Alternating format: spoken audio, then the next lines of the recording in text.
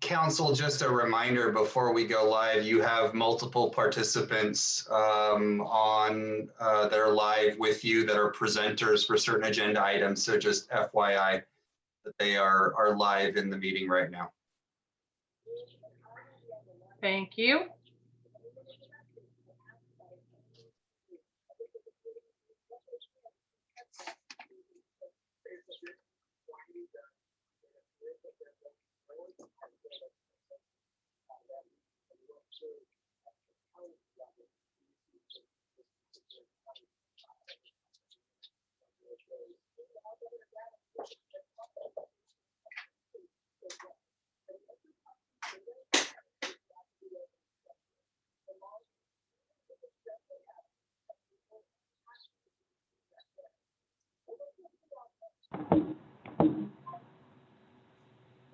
Okay.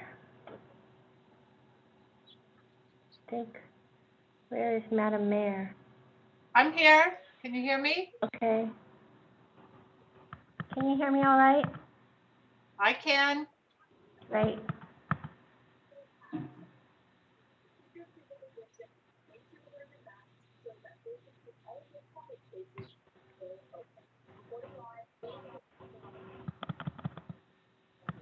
Where's Dean?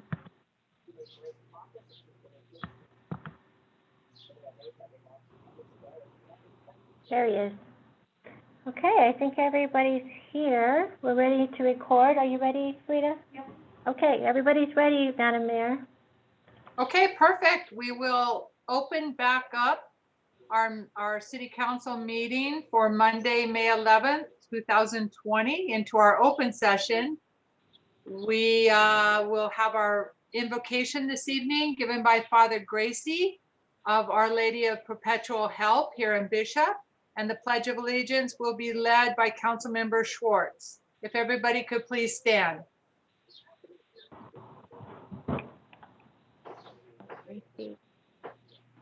Unmuted.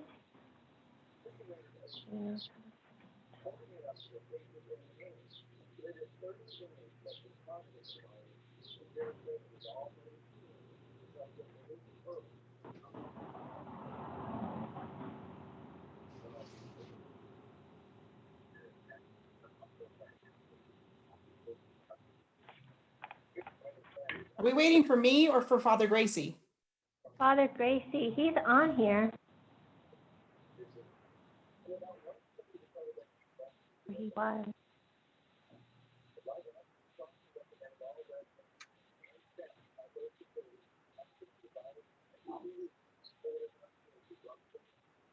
I'm calling him. Okay.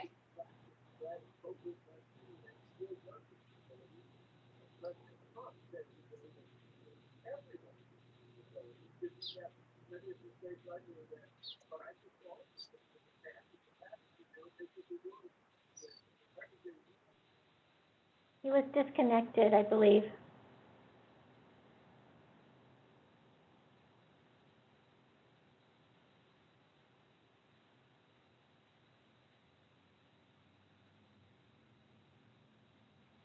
He's not picking up, so I think he's trying to reconnect. I'm sorry.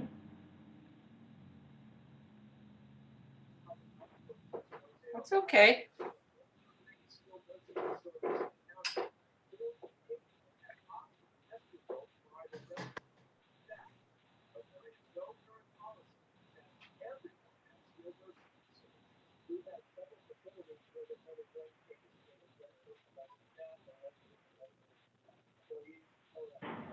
I've asked him to try to reconnect, or he could call me.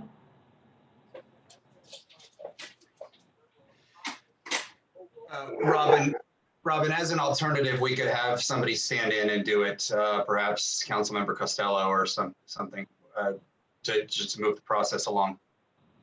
All right. Well, Mayor, would you mind doing invocation tonight? Oh, no, not at all. Okay. Okay, if everybody would please join me, those of you that would like to. I Oh, just Father would Gracie. ask, yeah, you ready? Well, I think Father Gracie just got admitted in. Okay. I will concede to Father Gracie. I know before. Just give him one more try. Okay. He heard I was going to pray and he decided, wow, I better hurry up. All right.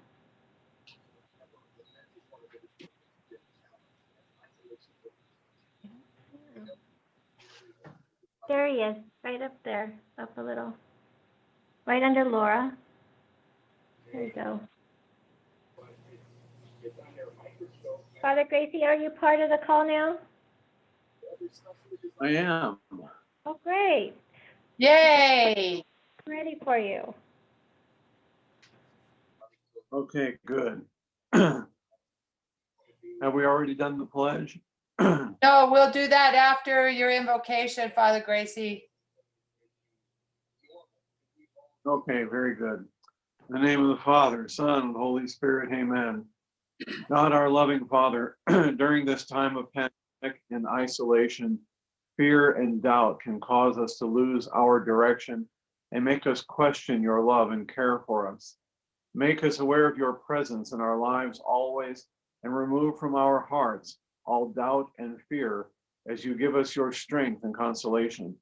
Additionally, we ask for the gift of your Holy Spirit to guide us forward from this moment in peace, love, and wisdom, so that we will govern wisely and make decisions that will not only be for the betterment of the people of our community, but for the building up of the kingdom of God here on earth.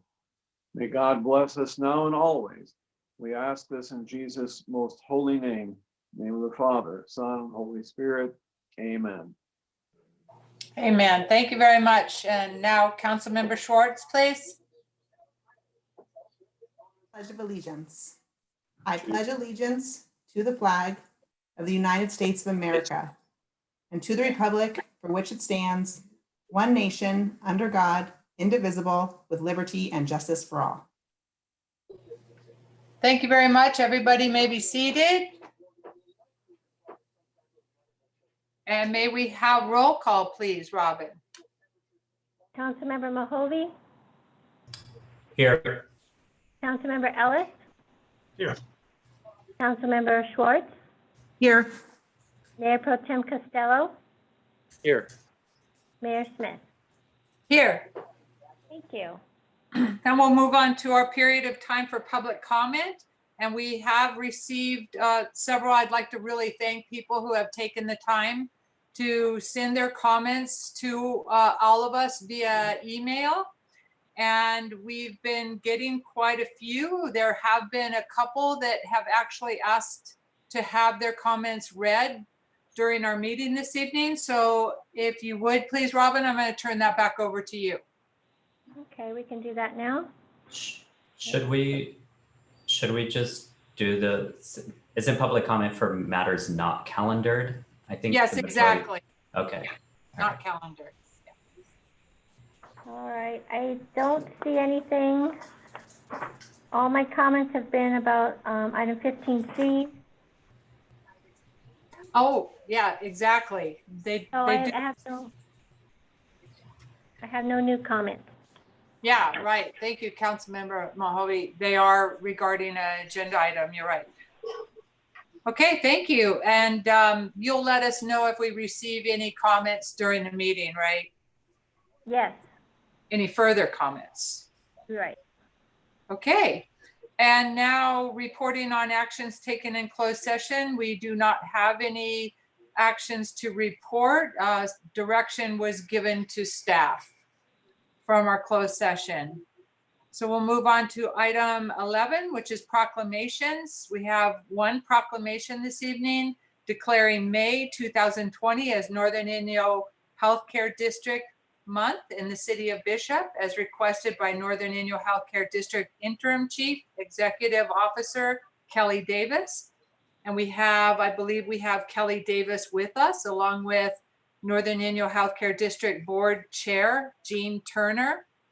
And before I turn things over to them, we especially want to thank, I know the community very, very much appreciates all the work that is being done, has been done, and is being done in the community and in our hospital district. And I want to mention some of the very, very dedicated people that have been a part of that. That includes Andrea Daniels, Denise Hine, Stacy Brown, Janelyn Lawrence, Chrissy Alcala, Amy Stang, Janice Jackson, Jennifer Owens, Emily Smith, Tanya DeLeo, Scott Hooker, Judd Simons, Mike Patterson, Joe Dell, Damon Carrington, Steve Lindeman, and Anna Scott. And now I'd like to turn it over if Kelly Davis has anything to say, or Jean Turner, please. Good evening. This is Kelly Davis. I want to tell you that I appreciate the opportunity to participate in tonight's City Council meeting. It is with great pleasure I express on behalf of Northern Inyo Healthcare District's leadership our appreciation for our community healthcare workers and first responders. In past years, the City Council has proclaimed May as Northern Inyo Healthcare District Month, which aligned with the nation's celebration of Hospital Week across the country. Tonight's proclamation declaring May as Healthcare District Month focuses on our community heroes throughout our county who are working tirelessly through the crisis at hand. The first 4 months of 2020 have been very trying, frightening, and devastating across the United States and in our small community here in the Eastern Sierras due to the COVID-19 pandemic. During this pandemic, certain workers have been deemed essential workers, including those providing healthcare services and first responders. These include, but are not limited to, our firefighters, air ambulance team, police officers, paramedics, EMTs, our hospital and our county teams at every level, and many other community workers required to respond to health-related needs and emergency situations. We are very appreciative of the action our City Council is taking in honoring all of these community members who contribute to ensuring the health and safety of our community. These workers continue to risk their personal safety to execute their prospective duties day in and day out during this crisis. Honoring our healthcare workers and first responders by proclaiming May as Healthcare District Month demonstrates the appreciation and the heartfelt thanks for these folks, for the work they are doing on the front lines against the pandemic we have been facing over the past few months and will continue to face for quite some time. In closing, this proclamation and your ongoing support as City Council and community members is greatly appreciated. So thank you very much. Thank you, Kelly, very much. And Jean, if you're there, did you have anything you wanted to add?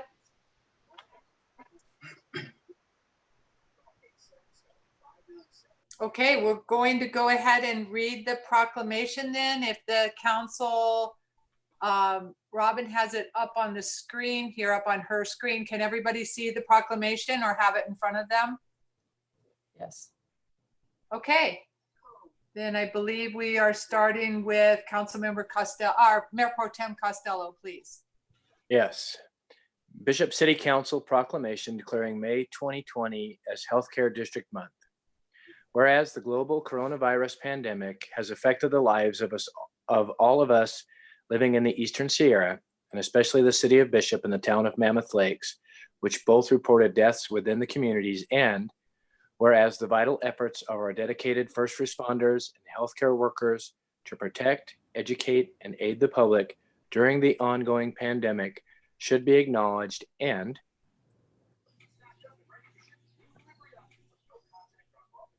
you, Stephen. Sorry, I'm muted. Whereas our first responders and healthcare workers include, but not limited to, public health workers, paramedics, volunteer firefighters, air ambulance personnel, physicians, nurses, physician's assistants, medical assistants, certified nursing assistants, clinical laboratory scientists, phlebotomists, respiratory care, purchasing, environmental services, laundry, admission services, and the vast administrative and leadership teams behind them. And whereas every day these first responders and healthcare workers risk their own safety in the performance of their duties to protect our citizens. And whereas these first responders and healthcare workers are the first and best defense against all medical emergencies that may threaten our community. And whereas our first responders and healthcare workers are ready to aid the people 24 hours a day, 7 days a week, regardless of crisis or other hazards. And whereas our first responders and healthcare workers are highly trained, specialized professionals who contribute their excellent skills for the public good. And whereas these first responders and healthcare workers undergo extensive education and training and make significant personal sacrifices in order to achieve the expertise required to respond to medical emergencies. And whereas in addition to maintaining our health and safety in times of crisis, many first responders and healthcare workers also enhance their communities as volunteers for service organizations, churches, and schools. Now, therefore, I, Laura Smith, Mayor of the City of Bishop, do hereby proclaim May 2020 to be Healthcare District Month and encourage all citizens to take some time this month to show our healthcare workers how much we value their service to our city. In witness thereof, I have hereunto set my hand and caused the seal of the City of Bishop to be affixed this 11th day of May 2020. Thank you so much, everybody. And definitely thank a healthcare worker and a first responder. Thank you very much. You're welcome. Thank you, Kelly, for joining us this evening. Okay, we will be moving on to item number 12, which is presentations. We have two this evening. Our first presentation will be the reopening of non-essential businesses in Bishop. And I believe we have Dr. James Richardson, our Inyo County Health Officer, and the Assistant County Administrator, Leslie Chapman, with us this evening.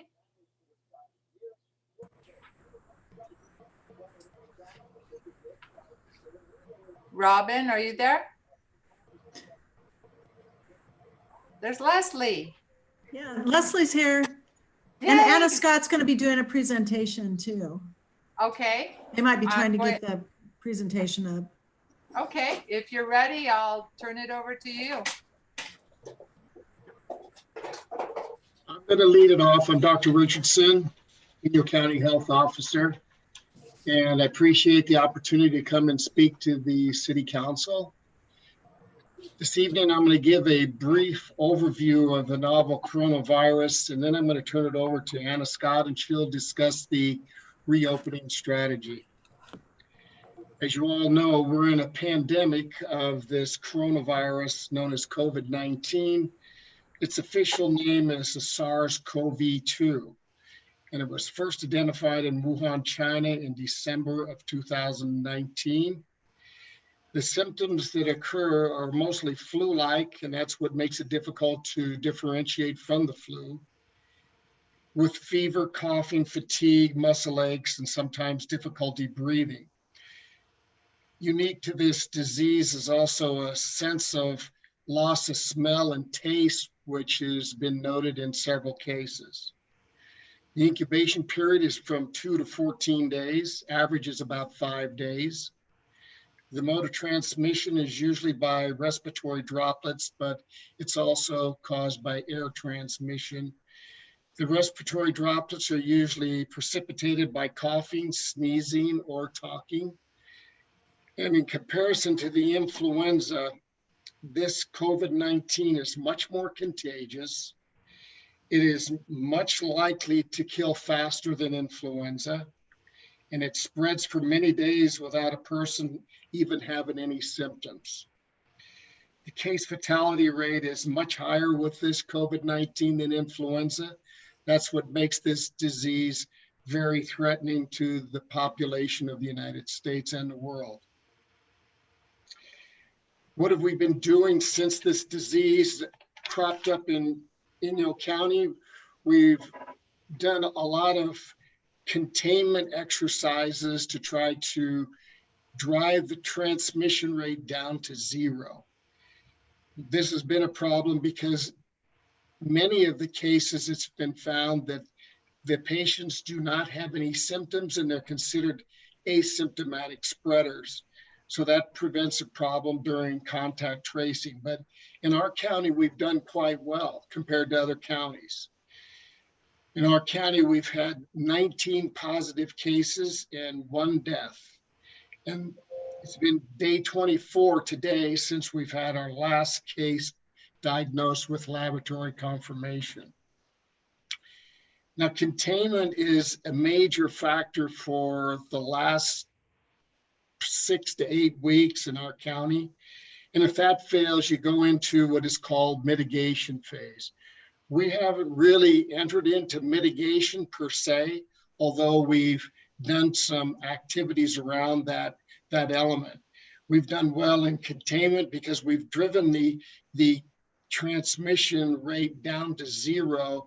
That's an assumption based on the fact that we've had no new cases. And to identify cases, we test them to find out if they're positive, and then we isolate and quarantine. When a local outbreak gets out of control, then you're into mitigation. We haven't really had an outbreak. We've had a small cluster and some positive cases related to that cluster. But overall, it's just been a unlinked intermittent case that has been positive. We have a team of contact tracers, 2 public health nurses that do a wonderful job with 10 trained contact tracers to assist. One of the big elements of prevention and containment has been the travel restrictions in my mind, because the disease comes usually from the outside of our county, from hotspots in the Southern California region. So when you get into the mitigation phase, which we really never have had to deal with, you want to protect your vulnerable population as much as possible. And that's in the long-term care facilities, the skilled nursing homes, and the people that are over 65 with secondary medical problems and immune compromise. At this stage in the county, we're stable with no new cases, like I said, for 24 days. Southern Inyo Hospital and Northern Inyo Hospital are in a state of readiness if we do get a surge, which is a sudden rush and outbreak of cases and a rush on the hospital medical system. Currently, we have surge preparations in place. And at this point, we're trying to get into a mode of reopening, and Anna Scott is going to discuss those measures with you next. So at this point, I'll turn it over to her and let her begin her presentation. Go ahead, Anna. You have the screen share now. Thank you, Robin. You're welcome. Try to get this up and going. Okay, can you see my screen and hear me? We can see you, we can hear you, we cannot see your screen. Okay, let's try that again.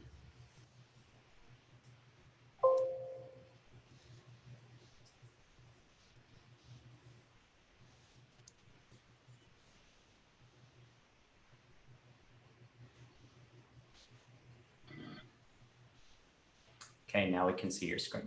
Thank you.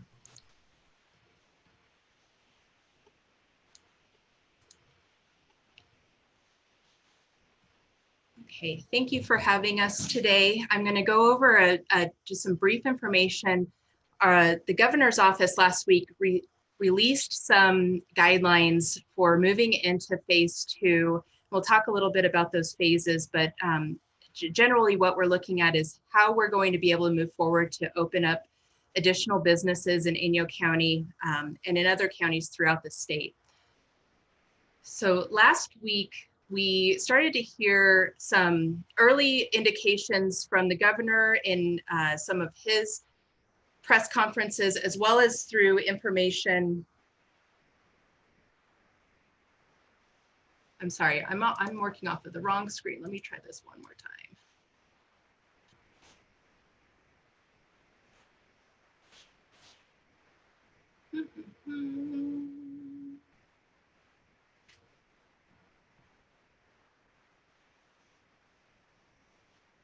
Okay, I am messing up my screen here and it's not letting me go into my presentation.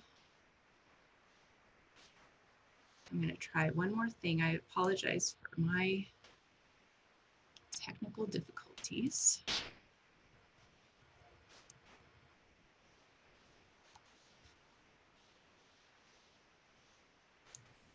We don't see your notes anymore. That looks like a presentation. Yes, Okay. you're good. I apologize. I appreciate people texting me to tell me I was not on the right screen. So we're, right now, we have been monitoring to see what the criteria will be to allow Inyo County to move forward. And on May 7th, we received some additional information from the state governor's office and the California Department of Public Health that gave us the more detailed requirements that we need to have in place in Inyo County, and included quite a few things that were not expected or had not been forecast to us initially in the earlier conversations we had in the week. So I'm going to go through what those recommendations are, those requirements, and where we're at locally. First, just to step back, when I'm referring to stages, we have been in stage 1, which has been the safety and preparation stage, where people have been asked to stay at home and only leave for required activities such as to get food or to obtain medication or seek medical care. We're moving into stage 2 now, which will be the phased reopening of lower risk workplaces and other spaces. And after that point, move into stage 3. This is where the state has identified higher risk venues where individuals might be have some more prolonged face-to-face contact before finally moving into stage 4, which is where the highest risk venues would be opened up again. And those include things like concerts and places where a lot of people gather together. That will happen in stage 4. So right now, at the state level, we're looking at California data to drive those decisions. So that's statewide data. And primarily we're looking at how many hospitalizations there are over time, as well as how many of those are in the ICU. And this is an indicator for how many very ill people we have in our population and what the capacity is for our hospitals and healthcare system to respond. As we move forward as a state, the governor's office and the California Department of Public Health will be looking at these statewide parameters, but they've also recognized that the situation is different from county to county or region to region. So they're allowing individual counties to attest to meeting certain criteria and be able to move a little bit faster through those stage 2 phases and perhaps reopen some businesses faster than the pace that the state overall is taking.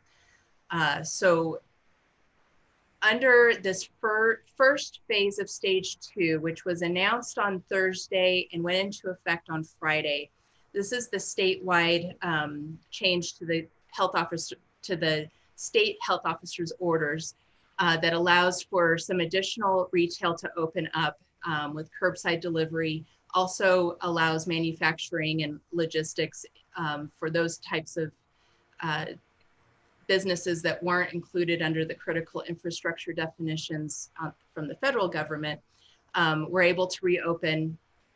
And then later in this stage 2, as the state monitors what the response is and what the number of cases continues to look like, there will be additional relaxation of the retail restrictions and reopening of some office spaces, limited hospitality, and also looking at what types of modifications can be made for safe reopening of schools and childcare. This is where, if we're granted a variance locally, we could potentially move faster through some of those stages. So for example, we could look in Inyo to allow people to do in-store shopping in some of those retail establishments that have not been open, as well as returning to some in-restaurant dining. Also expanding on some other personal services that don't require a lot of face-to-face prolonged contact. And again, opening up office space businesses where there can be modifications met to reduce the risk of transmission. The criteria that we'll be looking at the local level in order to prepare for a potential variance is first looking at the stability of the cases within the county. So as Dr. Richardson mentioned, we have not had any cases reported in over 20 days. We have gone more than 2 weeks since our, unfortunately, we had a death in the community. Those are 2 parameters that the state's looking at. Those also can be indicators that quickly change our ability to apply for a variance. So if we see a sudden surge in cases before all of the other criteria are met, that could delay our ability to move forward. So we are monitoring that very closely. The other criteria include protection of primarily healthcare workers who have been providing services and response for people who are positive for COVID. And so what we're assessing is the availability of the personal protective equipment for those workers, and working with our hospitals and our skilled nursing facilities and other facilities to ensure that we have an adequate supply, and that supply is not reliant on the resource requesting chain that we use during an emergency, but rather that we're starting to see that those supply chains are working as they normally would, where hospitals and other facilities are able to order their personal protective equipment and ensure that they have enough capacity to protect their workers who are dealing with those positive patients. We're also looking at testing capacity and have been in close contact with our hospitals in Toyabe, where those tests are being offered. We have have added capacity to do some rapid testing within the hospitals, and that's primarily to ensure that people coming into the hospital for procedures are not asymptomatic positive patients, as well as to be able to identify early outbreaks within the healthcare system. We have also been looking at our containment capacity, and Dr. Richardson talked about this a little bit to begin with. We have to have a certain number of, or a certain capacity to be able to do contact tracing and then isolate people who end up being positive, and also quarantine very close contacts. So we've built up our contact tracing team and are also going to be receiving additional assistance as needed from the state for training and bringing additional people up to speed if we need that, so that we're able to quickly move into containment once we identify, or if we identify additional cases, and can really focus our efforts on isolating those and stopping the spread as quickly as possible, so that the rest of us can start to get back into seeing each other more often and having more access to the very important services that we've been missing out on over the past several weeks. Healthcare capacity and preparedness is another criterion. As Dr. Richardson mentioned, our hospitals have been busy building surge plans and preparing for a possible surge. So we feel like we're going to be as ready as we can be with the surge capacity. We do have two small critical access hospitals. So we are very mindful of the fact that our capacity is somewhat limited no matter what. So we are really looking at not overextending that resource, given that this pandemic obviously is hitting other communities. We don't have potentially as much access to outside beds as we normally would, especially if we were in a localized emergency or an event. So we're really, that's a big component of what we're doing to try to make sure we're prepared and move slowly forward so we're not overwhelming those systems. Our ability to protect vulnerable populations, again, as Dr. Richardson mentioned, to be able to ensure to the extent that we possibly can that we don't have outbreaks in our skilled nursing facilities and long-term care facilities. And then there's a requirement for us to have plans in place around which sectors may be opening earlier than the state and what those timelines look like. Triggers for adjusting the modification. So to the extent that we're able to move potentially faster than the state is and modifying some of those restrictions on business, that we would be able to have triggers that would have us pull back or slow down if we start to see large numbers of cases that are not manageable within the community. And then finally, we'll need to provide some plans on how we're continuing to move through that stage 2. Our next steps, we have been working to provide our backup and proof and confirmation that we meet those different areas of those different criteria. And so that's happening over this next couple of weeks, that we're gathering that information, meeting with California Department of Public Health to explain where we're at, explain what other resources we need, and continue to work towards meeting that criteria in an acceptable manner before moving forward to sign an attestation and request a variance. That will require us to, in addition to meeting with California Department of Public Health to demonstrate our ability to meet the criteria, we're required to have a letter of support from the Board of Supervisors, as well as letters of support from our local hospitals. And then our health officer, Dr. Richardson, would sign that attestation saying we're ready to go and move into additional phases of that stage 2 reopening. There is a component of a containment plan. It's not mandatory for the variance approval, but certainly something that we're continuing to look at and develop so that we have good solid plans in place to try to contain any outbreaks that happen and to be able to really identify early and respond quickly in case we do see an increase. In preparation for this variance, Dr. Richardson took some actions last week, and they have understandably been somewhat confusing. So I wanted to spend just a little time talking about what the public health orders are locally and at the state level. We as public health felt it was important in the early phases of the governor's stay-at-home order to help clarify some points and help clarify for our communities where those orders impacted or that they did impact Inyo County and were in effect here. So we had developed, and Dr. Richardson issued a local stay-at-home order that hit on many of the aspects of the governor's executive order that was based on the state health officer's stay-at-home recommendations.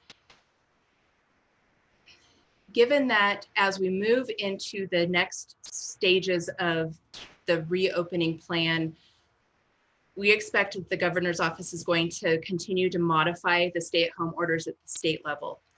So rather than have Inyo County continue to revise and reissue our own stay-at-home orders, we've rescinded the local order and are going off of whatever the state's order says, so that those less restrictive provisions as they get modified can go into effect immediately locally, and we're not issuing secondary orders to match up to those.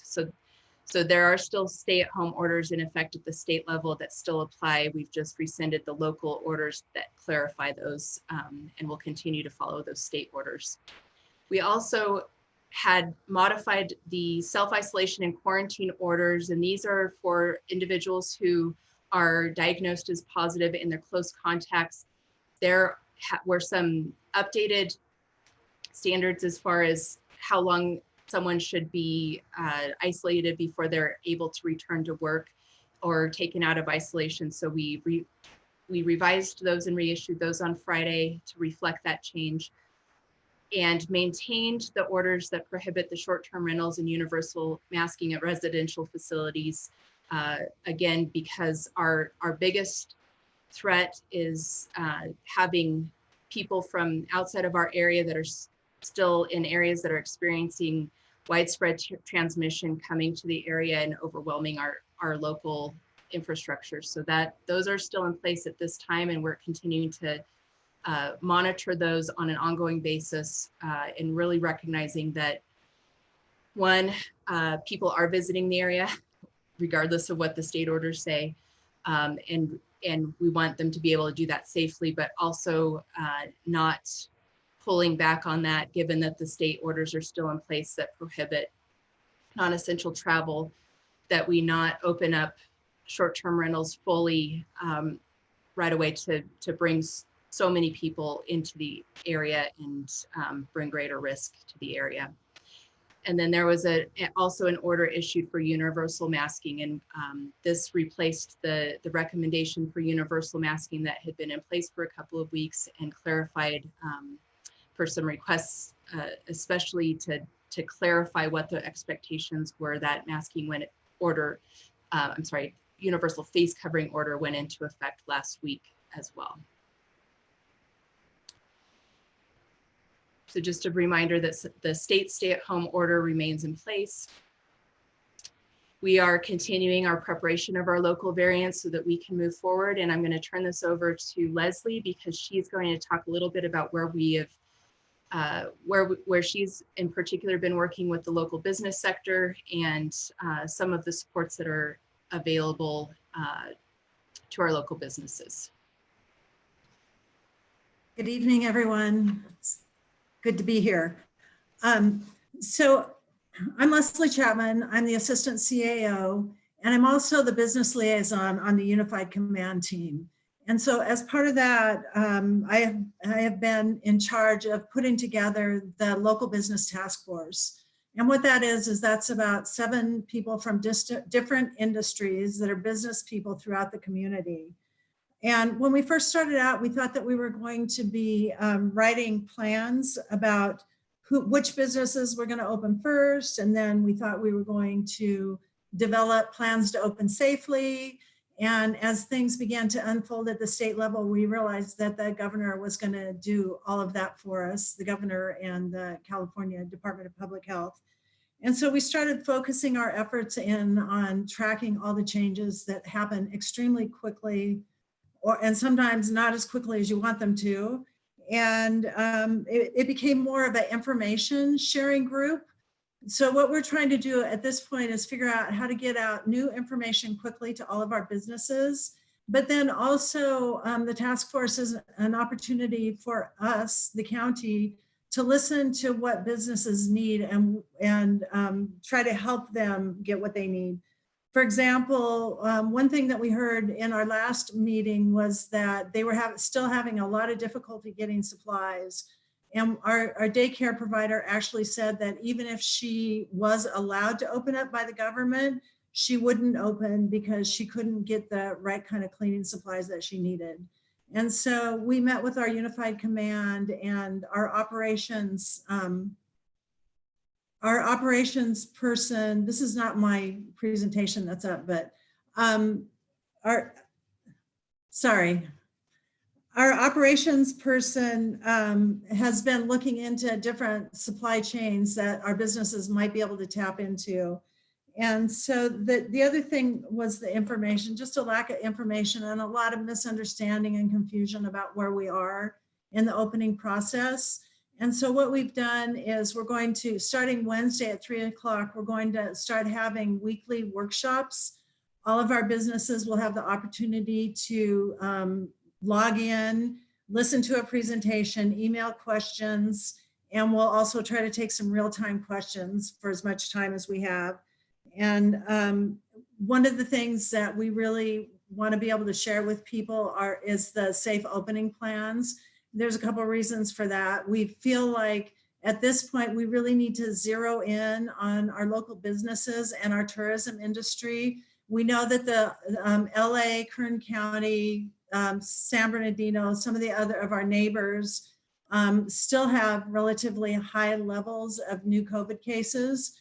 And we know that that's where we get our tourism from. And so we want to be able to zero in on our businesses and work with them so that they know how to protect themselves and their employees. That was one of the main drivers of the new masking ordinance. because we know that if we can have the public and employees masking, and that we will be better protected when our tourists do come back to town. So that's the stuff that we're working on with the task force. As far as their request for more information, we put up a new page on the website. And it's, it's brand new. It just came up today. It's called Reopening Inyo Businesses. There's a section there that is a broad overview of what the governor's 4-stage plan is. And then there's a place where you can sign up for email updates. You can send emails with questions. There's a current update. That current update section will have the link to the Zoom meeting for Wednesday night, or Wednesday afternoon, where people can get more information. And then we have links to all the industry guidelines. So there's 14 industry guidelines that are out so far. So businesses can go in there and link on the guidelines and see what they need to do to get open. And then there's also some checklists for them to follow. So what we really want to do is we want to get to our businesses. We want to get them this information, have them start working on the checklist and the guidelines, and make sure that they're ready to open as soon as the governor says go. And as Anna was talking about, we hopefully will have the opportunity to expedite the governor's plan. And so the more ready we can have our businesses, the less likely we are to have a new outbreak. And the absolute worst thing that could happen is if we have an outbreak and have to start closing these businesses. And so, you know, our goal is going to be to open right, safe, and make sure that people are as protected as absolutely possible. And so that's the highlights of what we're doing. And I'm happy to take any questions. Anybody have any questions for any of the presenters? Yes. No? Oh, yes? Yes. So just for clarification, the county is pursuing a plan to get a variance to expedite our way through stage 2. Is that correct? That's correct. Okay, and I know that at some of the requirements with regards to that are that we're able to do proper contact tracing. So how much contact tracing capability do we have at this point? Currently, we have 3 teams, each led by a public health nurse. So we have the capacity to trace 100 cases in their close contacts. Okay. And I also saw that one of the other requirements was with regard to testing. And in particular, given our population in the county, it seems like we need to be able to attest that we can test for 27 cases per day. And that testing availability needs to be available to 75% of the population. How near are we to that? Okay. So that is one of the places where we've color coded some of the components. And so that one is yellow at this time. Right now, we do have the capacity to test that many people per day, but we do not have, so let me talk about where the testing centers are. One, Northern Inyo Hospital is testing in a couple of different ways. One is through their drive-in clinic at Rural Health, and then also through the emergency department if we have someone coming in that's symptomatic. And then also asymptomatic testing, I think I may have said this earlier, of people who are coming in into the hospital for procedures, and some other criteria that are met for asymptomatic. For example, if we have close contact that we're tracking and we want to establish whether they've started to develop COVID themselves. Also, Toyabe in both Bishop and Lone Pine are offering testing after assessment by a physician or a practitioner. And Southern Inyo Hospital also has the capability through the hospital to do this testing. Both hospitals have some capability to do rapid testing.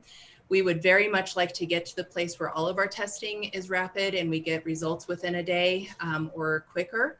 But that is one place where we're trying to really do a deep dive into what the supply chain looks like and ensure that the supplies for those tests are available before committing to everything gets to be done through the rapid testing.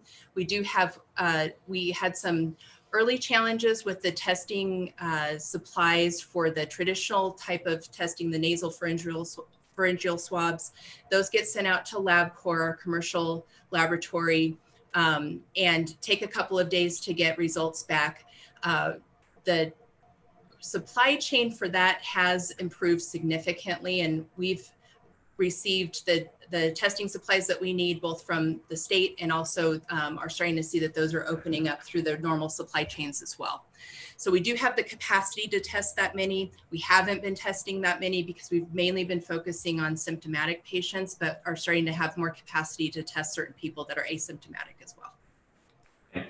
And with regards to a plan for reopening, I know that you guys are currently in the process of devising that, but do you guys have kind of an outline of what you're kind of envisioning? Like, let's say, I don't know, next week we can say open restaurants at 50 or 25% capacity, and then we evaluate over 2 weeks, or like those sorts of broad brush. Do you have any plan how things are kind of working out in your mind at this point?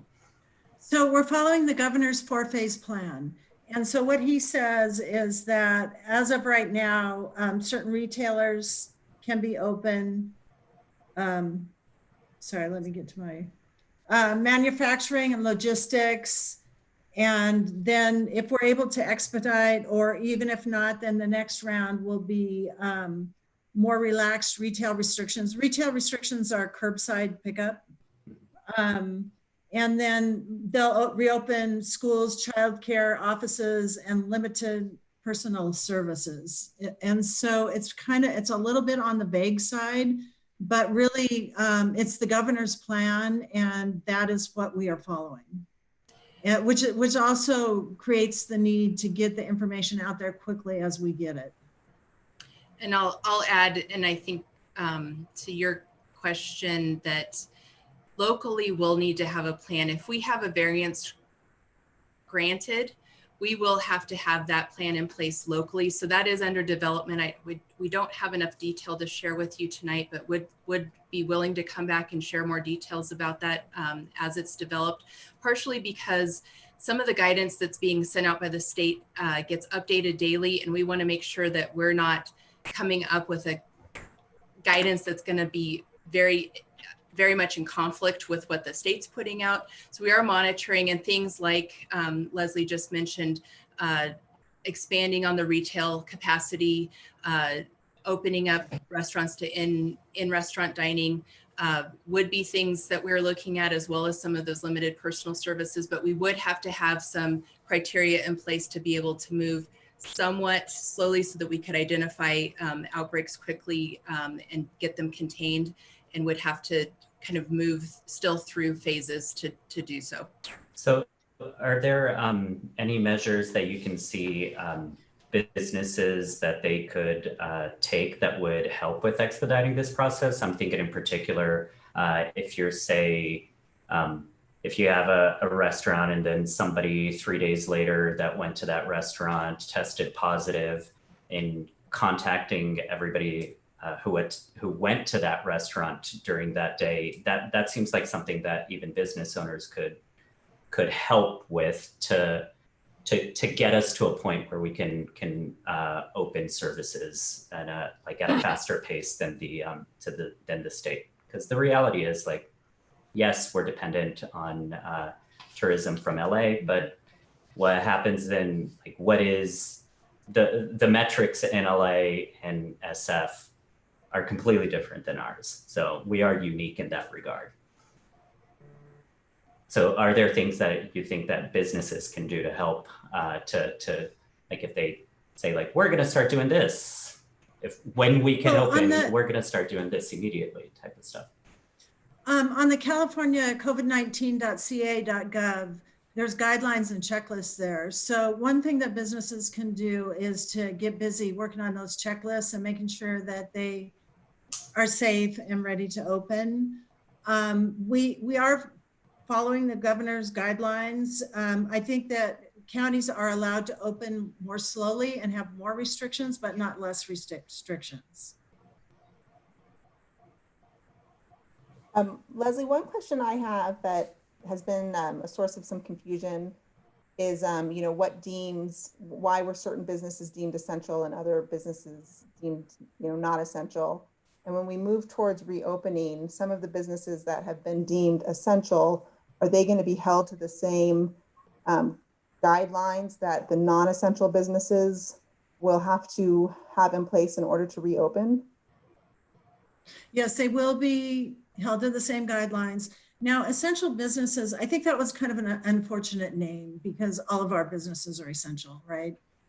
But those were guidelines that were put out by the Office of Homeland Security, and they spelled out and defined what the essential businesses were. And so in the early days, that was a document that we referred to very frequently because it's not, I mean, there is some common sense to it, but it's something that, if it was like feeding people or anything to do with the supply chain or the construction industry or roads, those things are kind of more intuitive, but I think it was about a 20-page document, and it's still available. But that's how it was defined. And I can't tell you exactly, beyond that, what all the reasoning was on that. And I'll add that was a critical infrastructure list. And going forward, we've really been working with the state and to focus in on risk categories, not essential versus non-essential, because as Leslie said, that's not a fair way to categorize businesses. We're really looking at what the risk factors are as far as person-to-person contact. For sure. I just, if one retail business, has to meet all this criteria while another business has been open this whole time, it's like maybe a lower volume retail store that might do 10 transactions in a day versus a higher volume hardware store that'll do 1,000 transactions in a day. Like, what can we do to support that smaller retailer that hasn't been able to do business but wants to? But I just think it needs to be very clear that yes, you can do business even though the guy up the street is doing a lot more transactions, and people deem it as are they I'm safer than them. You know what I'm saying? I think it just needs to be very clear for the retail, all businesses, when they start comparing themselves to higher volume businesses.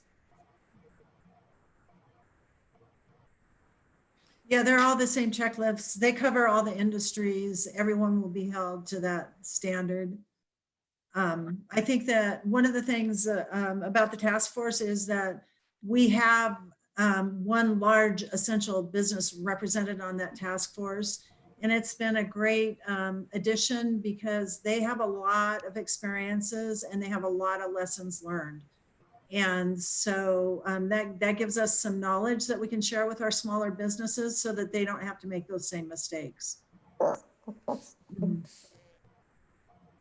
Why are we using, I mean, I don't know if this has to be the way, but we're using a state blanket when we have a population of 18,000 people and less than 1/10 of a percent have been infected, but we're using state guidelines on every single thing. And to Karen's point, and I'm guilty of it too, I went essentially to High Country Lumber to build a garden that did not save my life, did not save my family's life.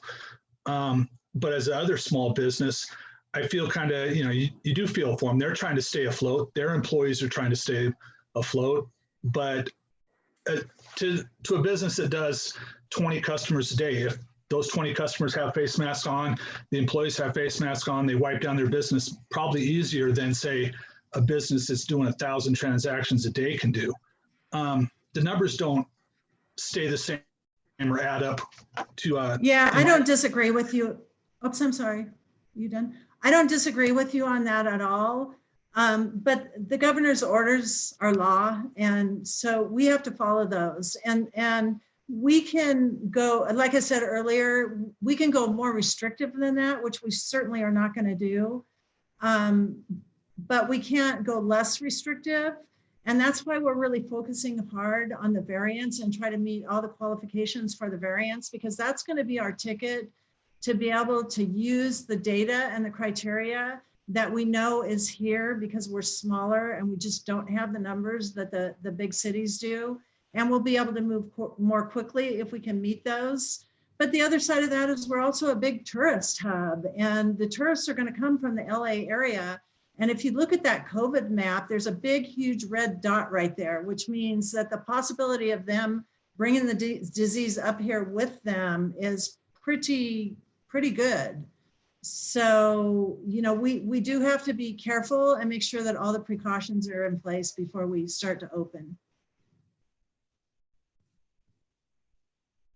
Yeah, I mean, just to echo that, I think it would be, we understand that we are bound by law because we're not our own independent state out here. It would just be really, it would really help us out to know that the county is pursuing this variance and that we will be able to get in shape to go faster than the state. If, like, of course, human life, public health, our top priority here is to keep people safe and alive. But I mean, it would be, I guess what I'm saying is that it'd be really great if we could know if there's anything we can do to help with that.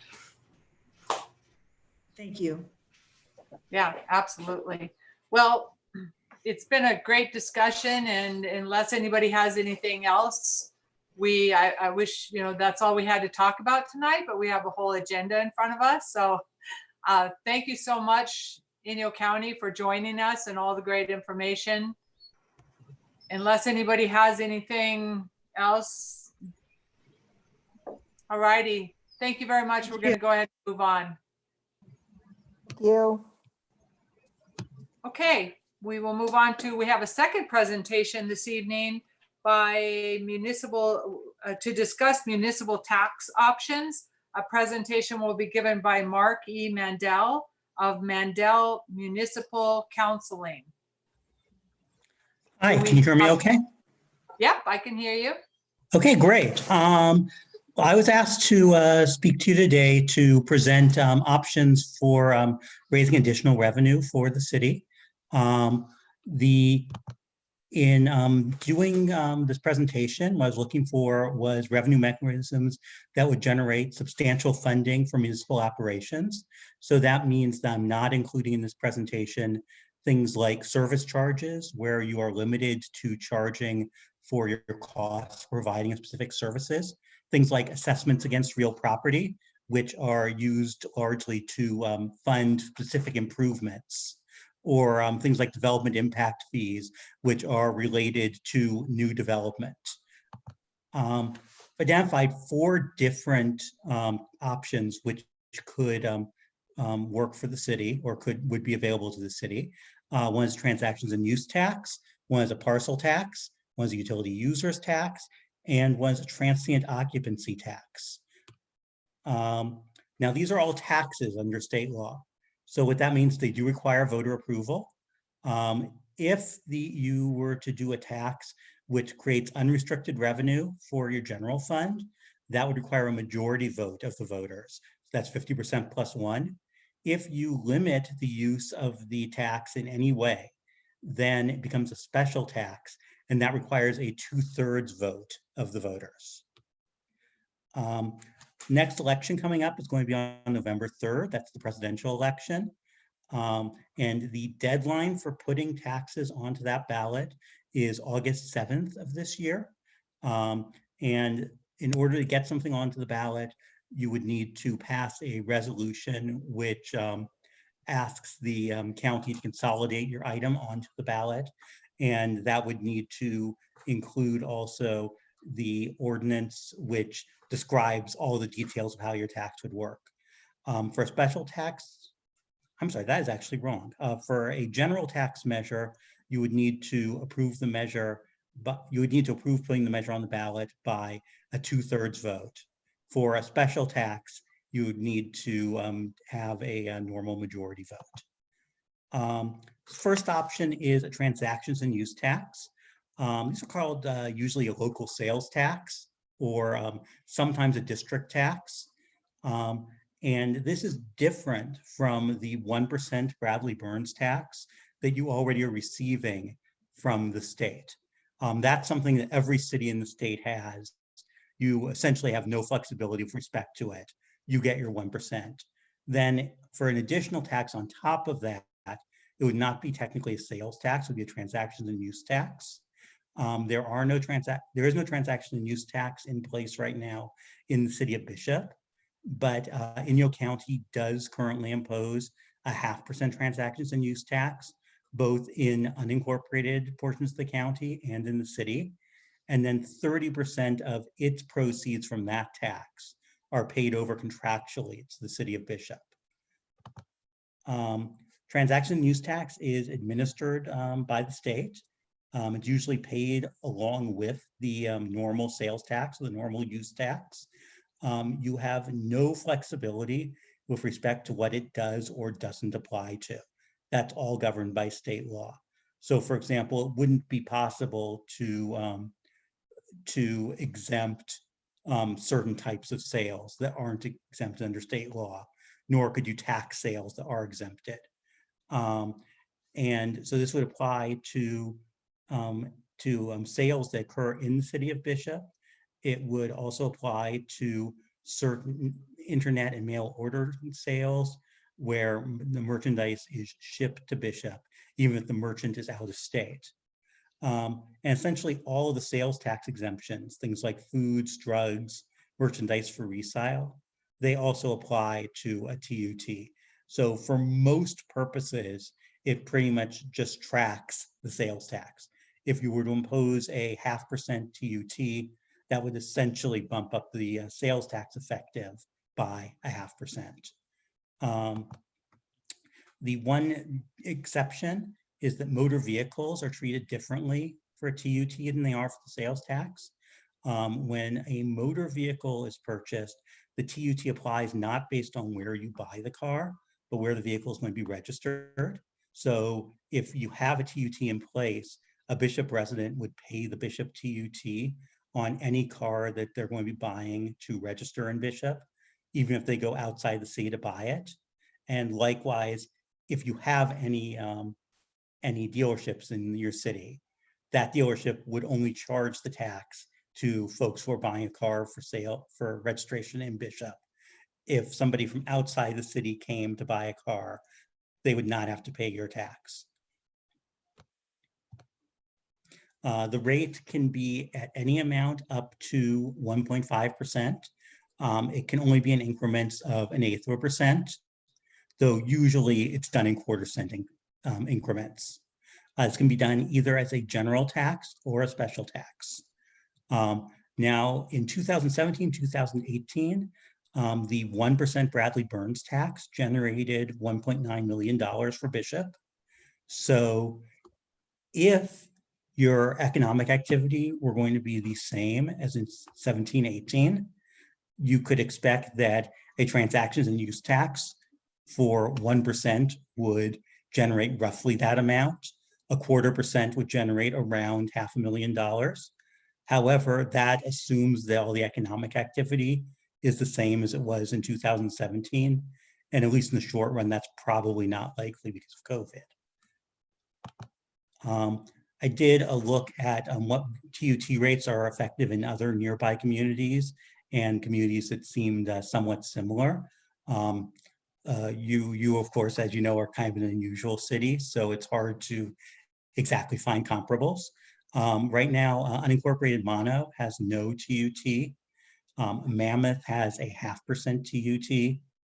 Inyo County has that 0.5% TUT that is shared, though indirectly, with the city. Kern County has no TUT. City of Ridgecrest has 1%. South Lake Tahoe, 0.5%. Placerville, 1%. Then Madera has effective 0.5% city, 0.5% county. Barstow, 1.5%. Tehachapi has none. Merced is, again, a split percent, 0.5% and 0.5%. And then just to give you an example of how high these taxes can get in places that are a little more urban, in Lancaster and Palmdale, and in fact, all of LA County, there's 2.5% of county TUTs. And then some cities, but not Lancaster and Palmdale, have TUTs of their own on top of that. Clear Lake and Lakeport, which I chose just because they have some tourism activities, are each at 1.5% TUT. Bakersfield, 1%. Then Truckee has an effective rate of 1%. And just for reference, the basic sales tax in California is 7.25%, and that includes the 1% Bradley Burns. So if a jurisdiction has no TUT, the sales tax is 7.25%. Next option is a parcel tax. Parcel tax is collected on the property tax roll by the county. You have a lot of flexibility here about how you can set it, but but the more complicated it is, the harder it is to calculate how much you're going to raise, and also the more complicated it is to make sure that you're being fair. You would have to annually administer this, so this is actually one of the more expensive of the options to administer, because you would have to each year either pay someone to calculate the amount of the tax against each parcel, or you would need to do that in-house. And a parcel tax has to be a special tax, so it requires 2/3 voter approval. What cities sometimes will do, if what they really want to do is put money towards their general expenses, is make it a special tax for something like public safety. And because public safety is such a large portion of your budget, that essentially frees up money for general purposes. Third option is utility users tax, which is collected by utilities on their bills to their customers. It can be applied to a wide variety of utilities: water, telecom, electricity.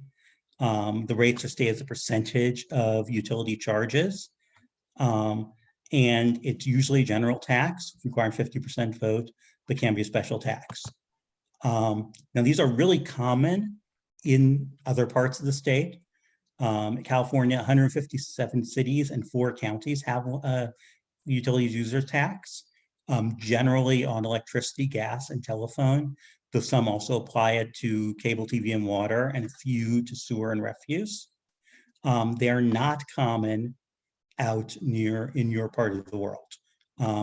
The only jurisdiction I could find that has one of these that is in the list I read earlier is Mammoth, which has a 2.5% tax, which is earmarked for trails, recreation, and streets.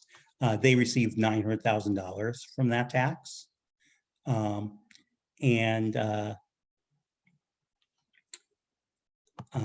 So it's something that would be new to your part of the world. Third option is a transient occupancy tax. These are sometimes called bed taxes or hotel taxes.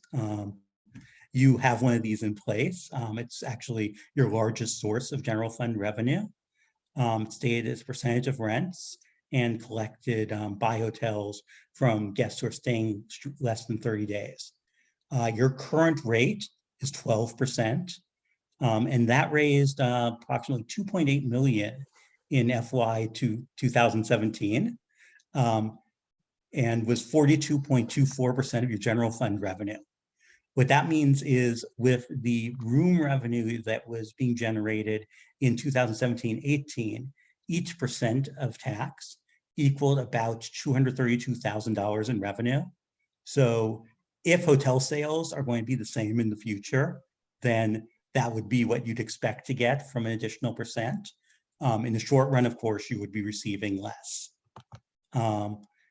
The rates in other jurisdictions around here are roughly the same as yours, or a little bit lower, a little bit higher. Unincorporated Mono has 12%, Mammoth Lakes 13%, unincorporated Inyo 12%, unincorporated Kern 6%, Ridgecrest, South Lake Tahoe, Placerville are at 10%, Madera 9%, Barstow is at 12.5%, Tehachapi 8%, and then I'm not going to go through the list, but you can see there are a whole bunch of communities there in the 7 to 12% range. If you were to raise it above your current rate, that would be fairly high, but compared to most places, but there are no legal impediments on doing so. And because of the kind of uniqueness of your location and the fact that folks aren't going to be able to stay in places with much lower taxes and drive in because you're so far away. And because most tourists don't pay very much attention to transient occupancy taxes when they're making reservations, you could probably bump that up a few percent without affecting hotel sales. And that is my my presentation.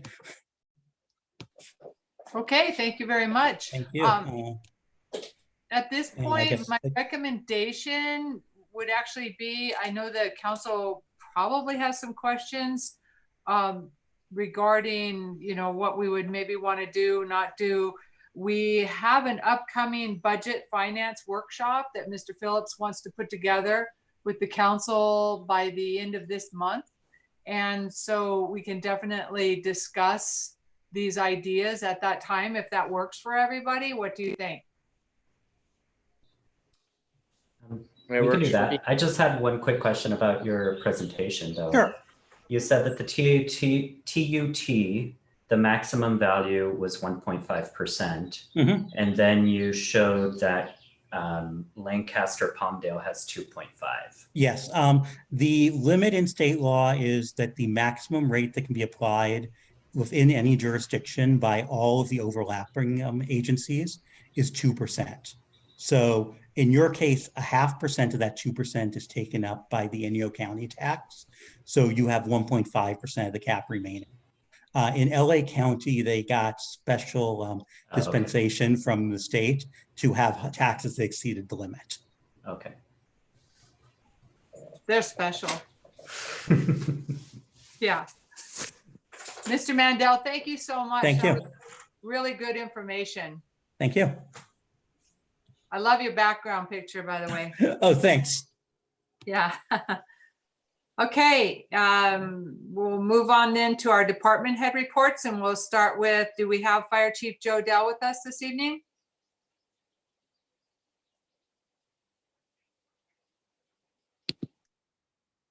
Joe? Yeah.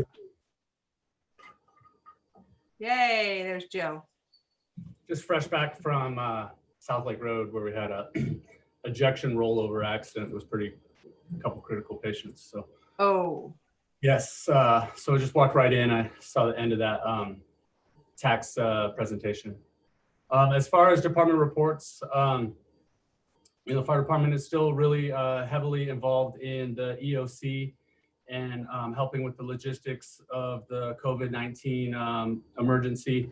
Working on several things to help with the parking lot and to help with non-congregate housing and other contracts and everything that needs to go with it, and assisting with meal plans for people who are quarantined in these hotels and that type of thing.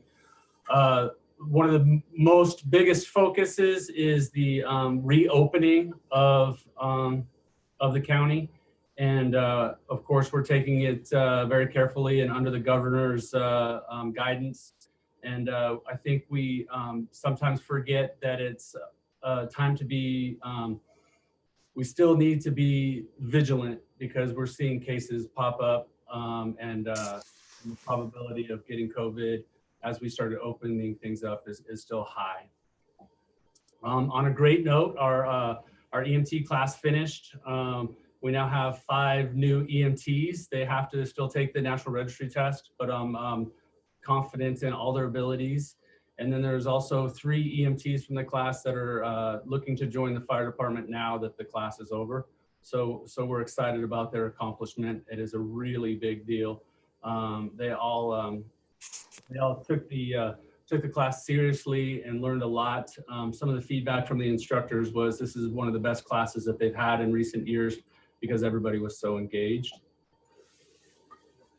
We're also in process of hiring our administrative assistant or secretary clerk. The city is on a hiring freeze. However, the district has decided to fund that position for 16 hours a week for the near term. So we're moving forward, and both Jana and Robin are helping put together the packet. We have interviews this Friday, and hopefully within a week or two, we'll have somebody assisting me with organizing the fire department, helping with training certifications and clerical, and doing the district meeting minutes, doing the JPA meeting minutes, and all the other things that it takes to square away a department. I think that's it. All righty. Thank you very much, Joe, and for stepping in after all that. Hope the rest of the evening's peaceful for everybody. Yeah, we're expecting a wind event tonight, so I'm got my fingers crossed. So Yeah, stay safe. Thank you. All right, thank you, Joe. We'll move on to Police Chief Ted Steck, please. Yeah, thank you. Good evening, Mayor and council members. National Peace Officers Memorial Day is May 15th, this coming Friday. This day honors federal, state, and local officers killed or disabled in the line of duty. It's observed in conjunction with Police Week, which began today. By way of background, back in 1962, President Kennedy signed a proclamation which designated May 15th as Peace Officers Memorial Day, and the week in which that date falls is Police Week. 146 peace officers in the United States died in the line of duty 2019. 10 were in California, 3 females, 7 males. That said, I hope all of you can get a chance to give any law enforcement officer you see this week a thumbs up or a wave, or perhaps mention something on social media. With that, next, since we last met, the calls for service were steady, but thankfully low. We had the typical calls for service, such as vandalisms, thefts, various types of disturbances, traffic related, and a DUI case. Overall, though, we're in good shape and we keep moving forward, and safely, of course. So that's my report tonight, unless you have any questions. Anybody have questions for Mr. Steck? All righty, thank you so much. Thank you. We'll move on to our Public Works Director, Destin Deshawn, please. Good evening, Mayor and Council. So Public Works continues to stay busy through all of this. You'll see the Willow Rose project is completed, paving done, and we just need to order some trees to go in there. It looks great. Qualcomm is back on J Street on the extension. Started back this morning, intend to be completed with the entire project by Friday. So that'll be a great addition over there. The Public Works Department's in the process of going through interviews to promote from within one person to a lead worker. What else do we got going on? Spruce and Hamby Street, the ATP project, finally received probably a 95% set of plans, and going through them right now and making sure that what we have planned and the funding we have will all work. And then we also have OVGA this week. And last but not least, I'd like to thank Frosty Matthews and LADWP. We're installing the new sludge pumps that you all authorized back a month ago or so, and they go down in a vault and need a crane, and they sent down staff last week with a crane and helped us install them. So I just want to say thanks to those guys. And that's Yeah, all. nothing like having good friends, right? Yes, especially when you live in Bishop. Yeah, good resources. That's great. Any questions for Destin, anybody? Okay, we'll move on then to our Community Services Manager, Dan McElroy, please. Good evening, Mayor and Council. Just a quick update from the City Parks and Community Services. First off, we'll be hopefully having a Zoom meeting or a conference with Leslie Chapman this week concerning our programs, pools, and our user groups as far as using the park and coming up with some guidelines. Those don't really exist. They exist for businesses, but they don't really exist in a recreational setting. So we're looking at plans of how we could possibly reopen in the future. And that way we're completing those checklists like they had mentioned. And so we're ready to go when the time comes. With that, we've also been working with Larry Emerson with Amaka doing showers at the pool for the users of the old Kmart parking lot. Along with that, we've been working hard on budget and getting our budget squared away and being prepared for next year. And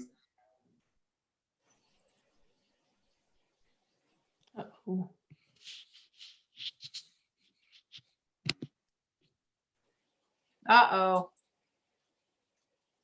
Did we lose Dan? I'm back. Yay. Sorry about that. And we continue to work on the city park pool as it is a large investment to the city and needs to be maintained. So it requires work every week there. As far as equipment and mowers and everything else, as we continue to do services and keep that equipment running, this is the time of the year when it gets its heaviest use. So that is crucial to the operation. Waylon and Sam have Main Street looking absolutely beautiful with the roses, as well as Warren Street, and they're getting ready to install flower baskets here in the next couple weeks. As we look forward to our programs and everything else in the summer, the possible cancellation of multiple programs is a definite possibility, and we will be issuing refunds to parents and participants of those programs. Does anybody have any questions or comments for me? I've just never seen the roses look more beautiful downtown, ever. They're spectacular. As is the park, and people are loving the park. They're so happy that we kept it open for them to be able to go and have a peaceful, just a beautiful experience. Right, and just a quick reminder to the public that our playgrounds do remain closed, as well as the city park pool and our chamber building. Restrooms are open. Ball fields are available for use, just no large groups and no organized groups. And yeah, the skate park remains open as long as we're not seeing people congregate in mass numbers. We would love to get there, but we're going to rely on the county and the state to direct us going forward so that we can get there. So thank you. Alrighty, anybody have anything else for Dan? Okay, we'll move on then. Thank you, Dan. Thank you. We'll move on to our Associate Planner, Economic Development Coordinator, Elaine Kabala, please.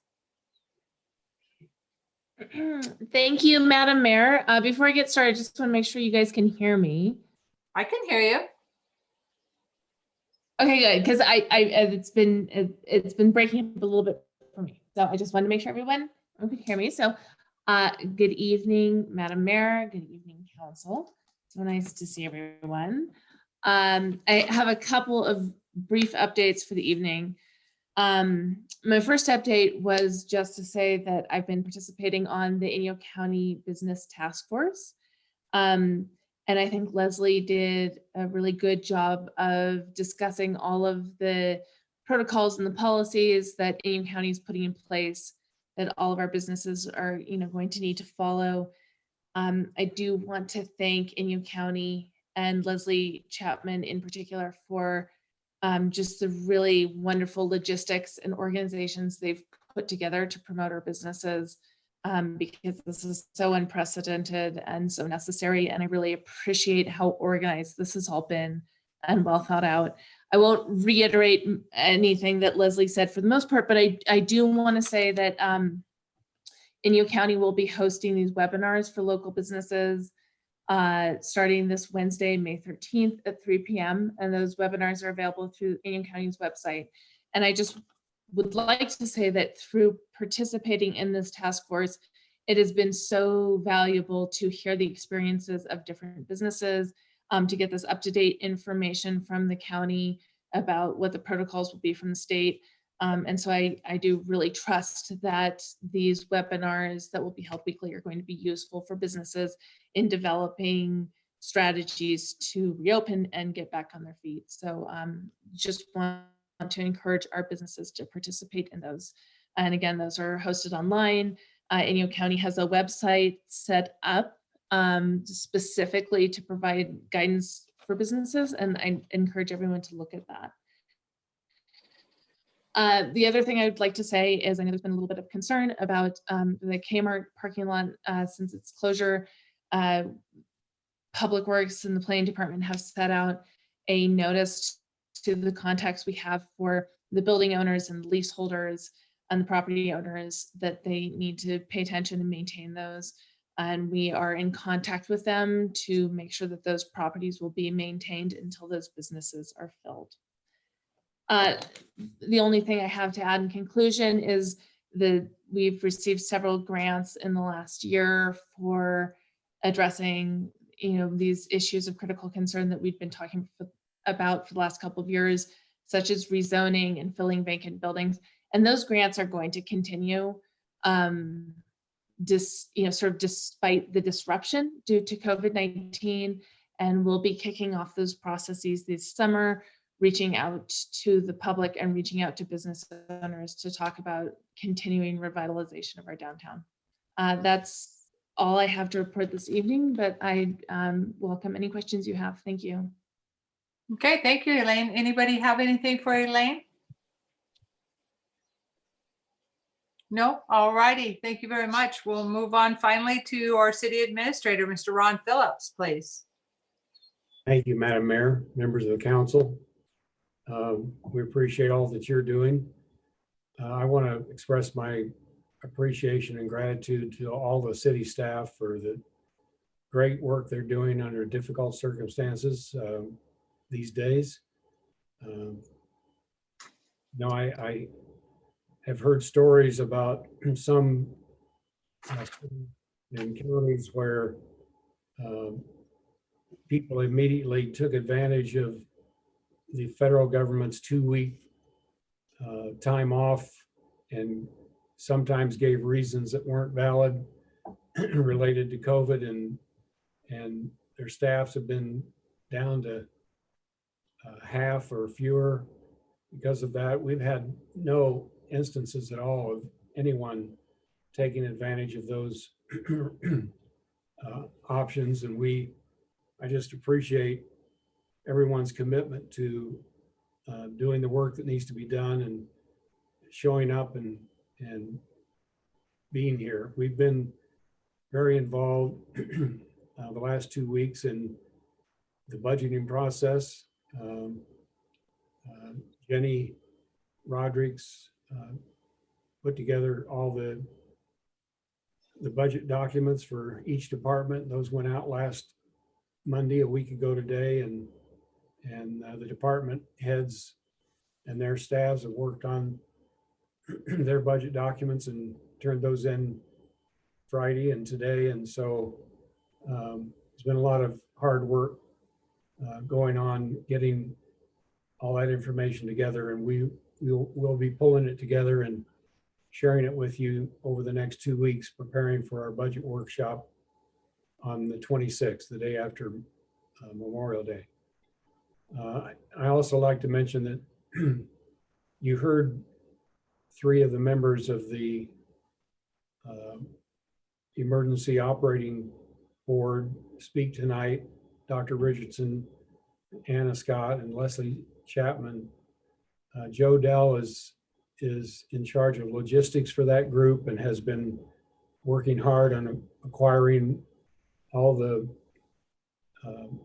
personal protective equipment and all kinds of things for the effort for the hospitals and so on, and been doing a great job. I co-chair that group with Clint Quilter, the county administrative officer, and I'm just very impressed with the group and with how everybody has approached this emergency situation and crisis with the pandemic, and appreciate everyone's effort in that regard. I think that's all I have this evening, but did want to share those things with you. All righty, thank you very much. Anybody have anything for Mr. Phillips before we move on? All righty, thank you so much. We will move on then to our consent calendar, and all matters in the consent calendar are considered routine. So we act on them with one motion. Does anybody have any comments or questions? Anything come in from the public on this? Robin?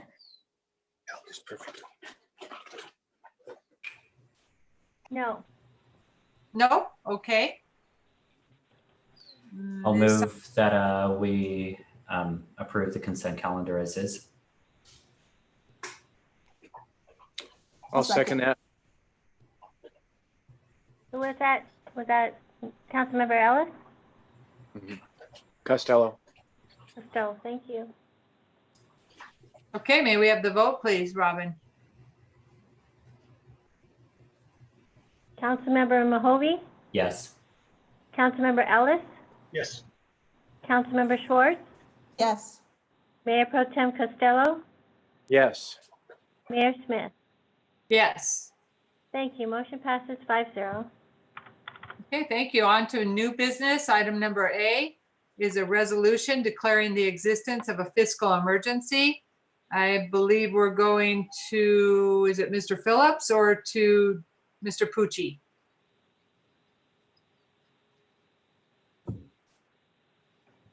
I think that Dean can speak to this probably better than I can. Mr. Pucci? All right, thank you, council. Good evening.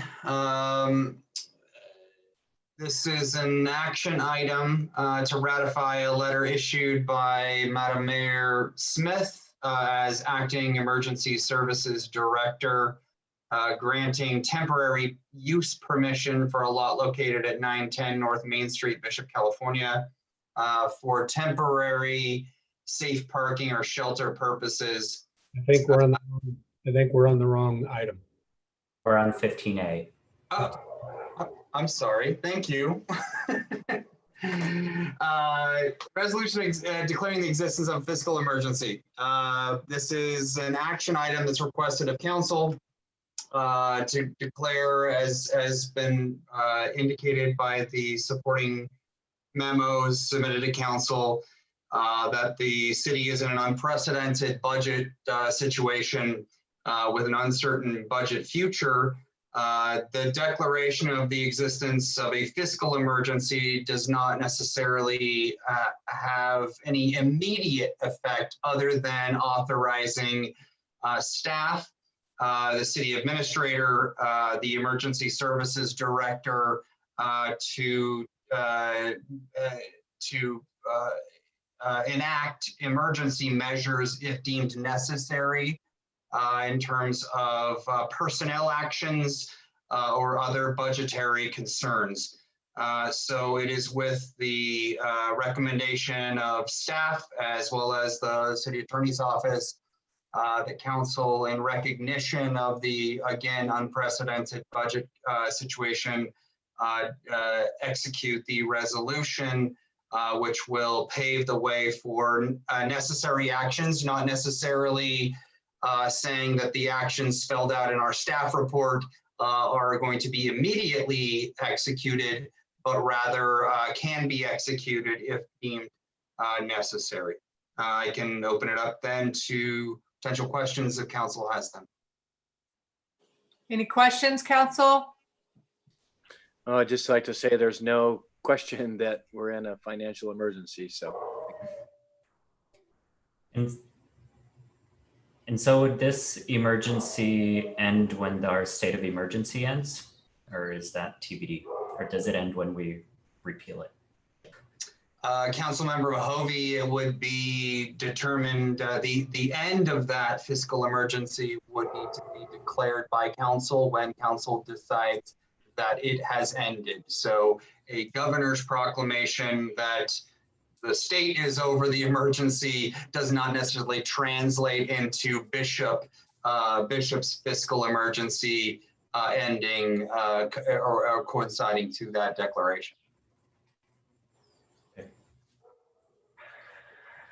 Okay, anybody else have any questions for Dean? Robin, did we receive any questions regarding this? Or comments?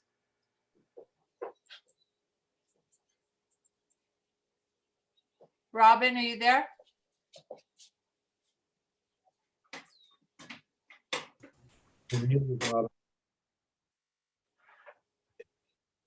I'll Still can't hear Robin, but it looks like she's saying no comments.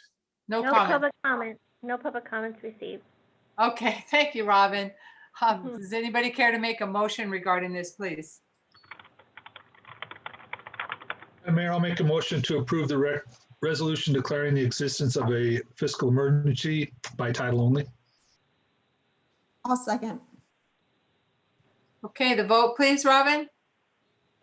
A resolution of the City Council of the City of Bishop, State of California, proclaiming a local financial emergency and recognizing the financial hardship facing the city in fiscal years 2019-20 and 2020-21. Councilmember Mohovi, Yes. Councilmember Ellis, Yes. Councilmember Schwartz, Yes. Mayor Pro Tem Costello, Yes. Mayor Smith. Yes. Thank you. Motion passes 5-0. Okay, thank you very much. Okay, we'll move on to B. Item B is discuss fiscal year 2020, 2021 budget.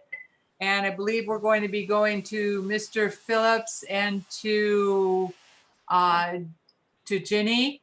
And again, I'm wondering if the majority of this discussion is something that we're going to want to discuss at length on May 26th for our finance and budget workshop. Mr. Phillips?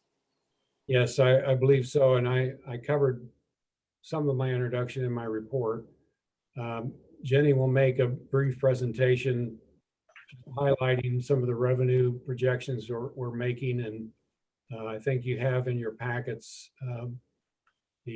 all the background information that you can study over the next 2 weeks till we're ready to have our budget workshop. Jenny, are you ready to go? Yes. Good evening, Madam Mayor and City Council members. We are presenting to start discussions regarding the fiscal year 2021 budget in preparation of the budget workshop on May 26th. Our goal is to reduce expenditures by proposing cuts to the city's expenses in response to the budget revenue cuts as a result of the coronavirus outbreak. We are currently projecting our current revenue in TOT at $1,113,487 and our sales tax at $1.8 million. When reviewing a 5-year average for both revenue lines, we are looking at a decrease in our revenue of $1,062,749. In response to our projected cut in revenue in the fiscal year 2021 and the reduction from the fiscal year 1920, we're proposing the following. Defer all capital projects, non-essential travel, non-mandated training and meetings, non-essential purchases, non-emergency maintenance work, and any other projects to help reduce the city's current and future expenses. Reduce our contributions to our unfunded liabilities with OPED and PARS. Our current contribution percentages are 9% for OPED and 21.2% for PARS. The current contribution for OPED for next fiscal year is budgeted at $252,651. If we reduce our contribution percentage to 2%, we reduce this expense to $56,145, presenting a savings of $196,506. The current contribution for PARS for next fiscal year is $168,118. If we reduce our contribution percentage to 5%, we would reduce this expense to $39,651, presenting a savings of $128,468.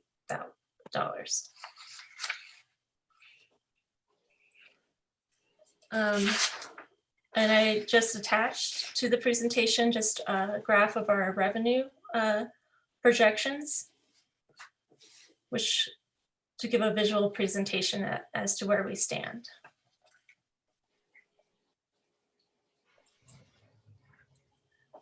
It's the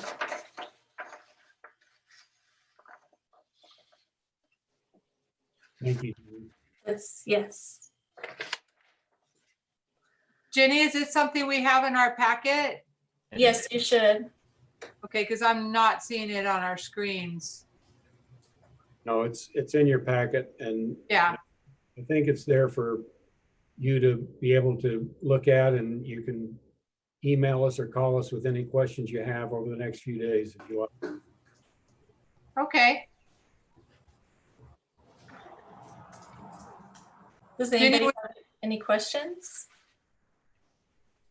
Anything right now anybody has for Jenny? Not right now. We're gonna have a deeper discussion about this in a week or so, right? Or a couple of weeks.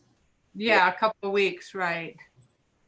I'm sure we can expect much out of you, council member. Gladly is what I meant. Okay, Jenny, was that it? Anything else you wanted to add? No, that's it. All right, excellent. Thank you very much. Okay, we'll move on then. Now we're on item C, Mr. Pucci, to ratify a letter issued as an emergency order by the mayor and director of emergency services, granting temporary permission to use parking lot located at 910 North Main Street, Bishop, California, for temporary safe parking or shelter purposes. Are we going on to you, Dean? I think I can take this one, Madam Mayor. Oh, okay. There's been work going on over the past few weeks to try to prepare a place for safe parking, and working with the county emergency operations committee, we decided that the old Kmart parking lot would be probably the best option after looking at the possibility of other options that we were turned away on. And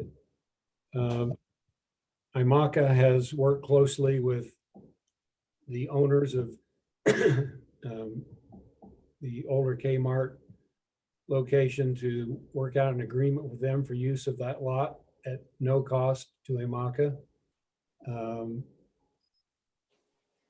We felt like it was necessary to provide under the emergency that we're now working under a letter of explanation and authorization for use of that lot, as the zoning is not really clear that as a permitted use. So that letter was issued and signed by you, Madam Mayor, as the emergency operations officer for the city last week. And this action tonight is simply to ratify that the actions taken in that letter that was signed by you.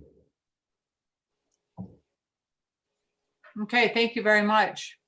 I'd like to add that this is one of the items that we've received numerous emails and comments from people. Again, I just want to thank people on any item for giving us their opinion, because that's what we do. We represent the people. And I just thank you for a lot of the people were in support. We've had a couple of people otherwise.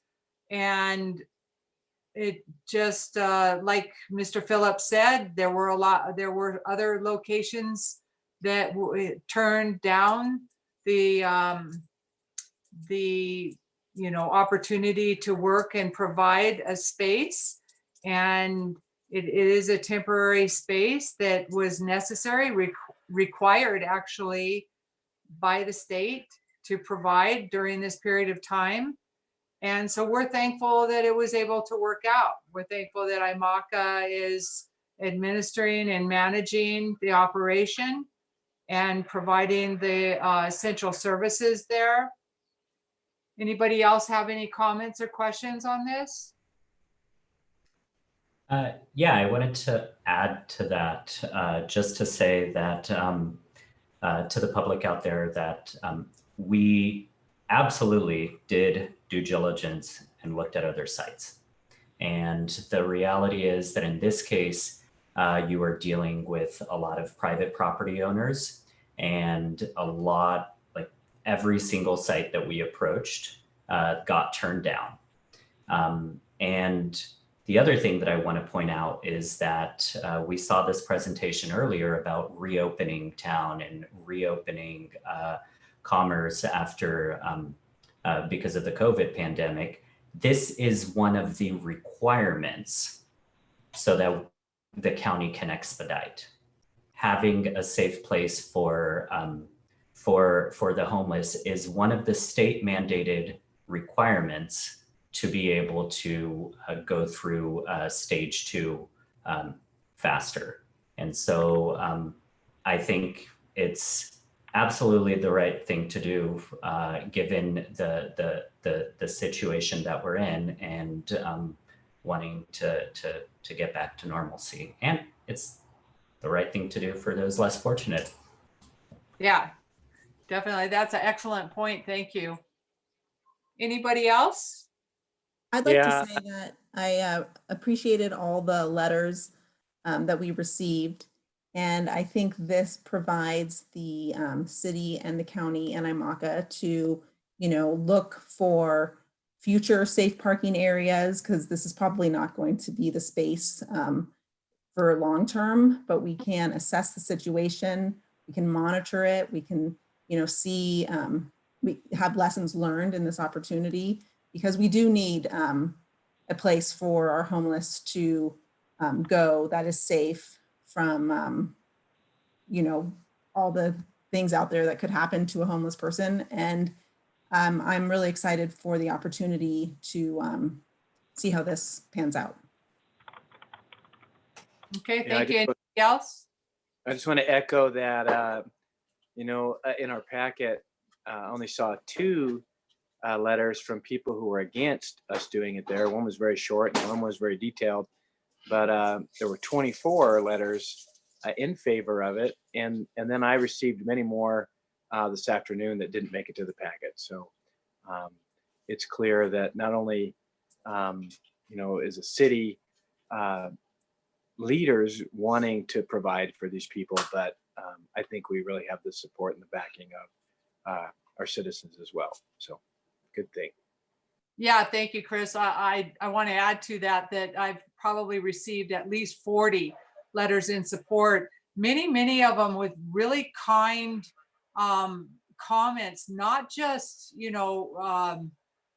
in agreement with what needed to be done and thanking us for working with IMACA on this, but a lot of them with a very compassionate, look at if it were me type of thing. And I really appreciated that they were putting themselves in the position of if they were in their situation and having a safe place to come and be able to park, especially during this period of time. And I just really appreciate the letters that were received. Right now, I know we have 2 people, as I mentioned earlier, that wanted their letters written during our meeting this evening. So Robin, if you don't mind, please. I'll start off with an email from Maggie Marshall, and she's asked us to go ahead and read this out loud. Greetings, Mayor Smith and members of the City Council. Thank you for the opportunity to comment on the temporary safe parking ratification letter to Amaka and others. I am a permanent resident of Inyo County and consider the City of Bishop my home base. I'm grateful to the Mayor and the Director of Emergency Services for providing safe parking at the old Kmart lot at 910 North Main Street. With so many people suffering in our community, I respect and appreciate all the ways that our local officials are trying to ease the pain. When I try to imagine what I would be like to become one of the homeless members of our community, fear is the emotion that grips me. This safe refuge would be a godsend. Thank you so much for providing this refuge. With respect and gratitude, Margie Marshall of the City of Bishop.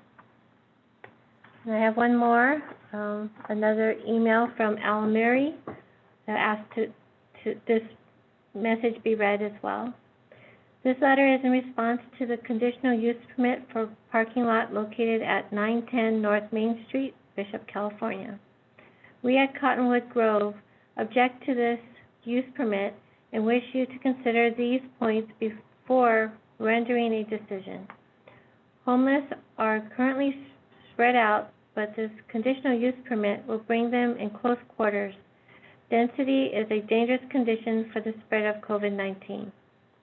New York City has discovered 66% of fatalities are those who stayed in-house in proximity to others.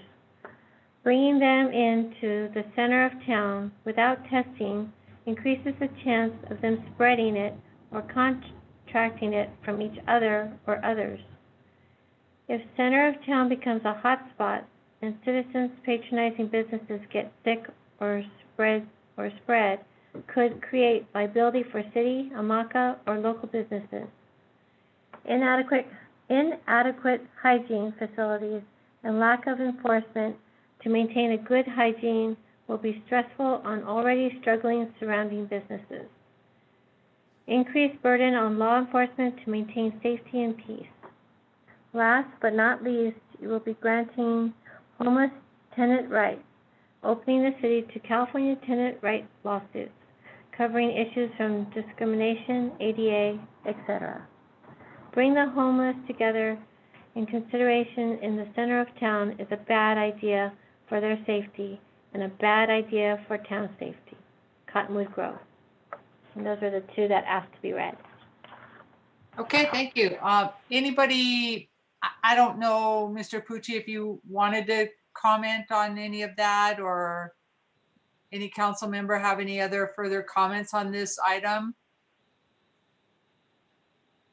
Yeah, I'd like to speak just quickly. I understand that it was a well orchestrated support little drive there on all the letters in there. I saw a bunch of them and I understand it.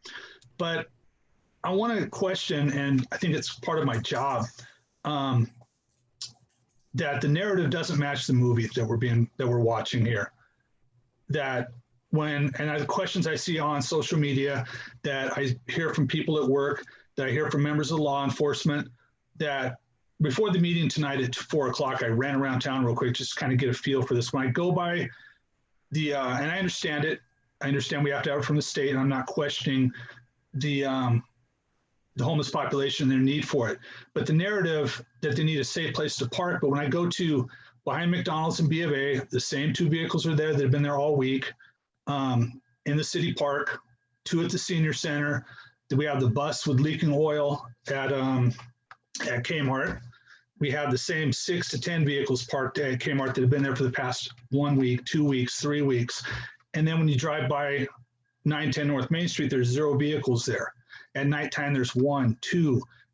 So if the need is that critical for a safe spot, we've given the opportunity. Here's the opportunity, but it's not being taken advantage of. And my questions probably would be to Chief Steck of, what are the public safety hazards that are being experienced by your officers in these locations, as far as the trash, the refuse, the different components? And that's the questions I'm hearing from other parts of the public. Yes, the emails say we need it.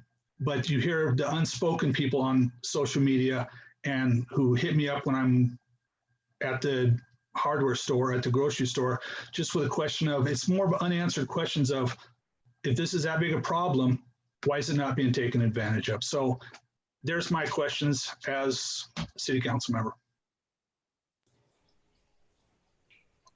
Chief Steck, did you want to address? Sure, I could make a couple comments. I don't have an answer as to why the lot did not fill up. I too have seen it vacant most of the time, maybe 1 or 2 cars. We have had a few calls for service there. I'll just label them as folks checking it out, and they were agitators. They didn't want to go in, or they were harassing the nice folks that are volunteering their time or stationed out there to monitor the lot. So, and many of the people, many of the homeless who are staying at the, I'll call it the Kmart Vaughn's parking lot and other areas, they're still there. It's my understanding that IMACA has reached out to all of those folks and invited them, but I do not know why they're not participating, why they're not going that direction. The school bus, I talked about that a little bit this morning at staff. It's actually not a school bus, a converted school bus. It's been abandoned for probably 2 or 3 weeks now.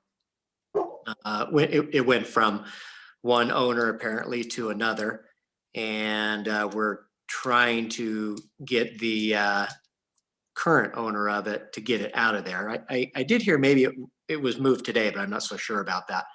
But it's been a problem in that area. I know we received a complaint from Vaughn's a couple weeks ago too about the number of folks there and the garbage that's piling up and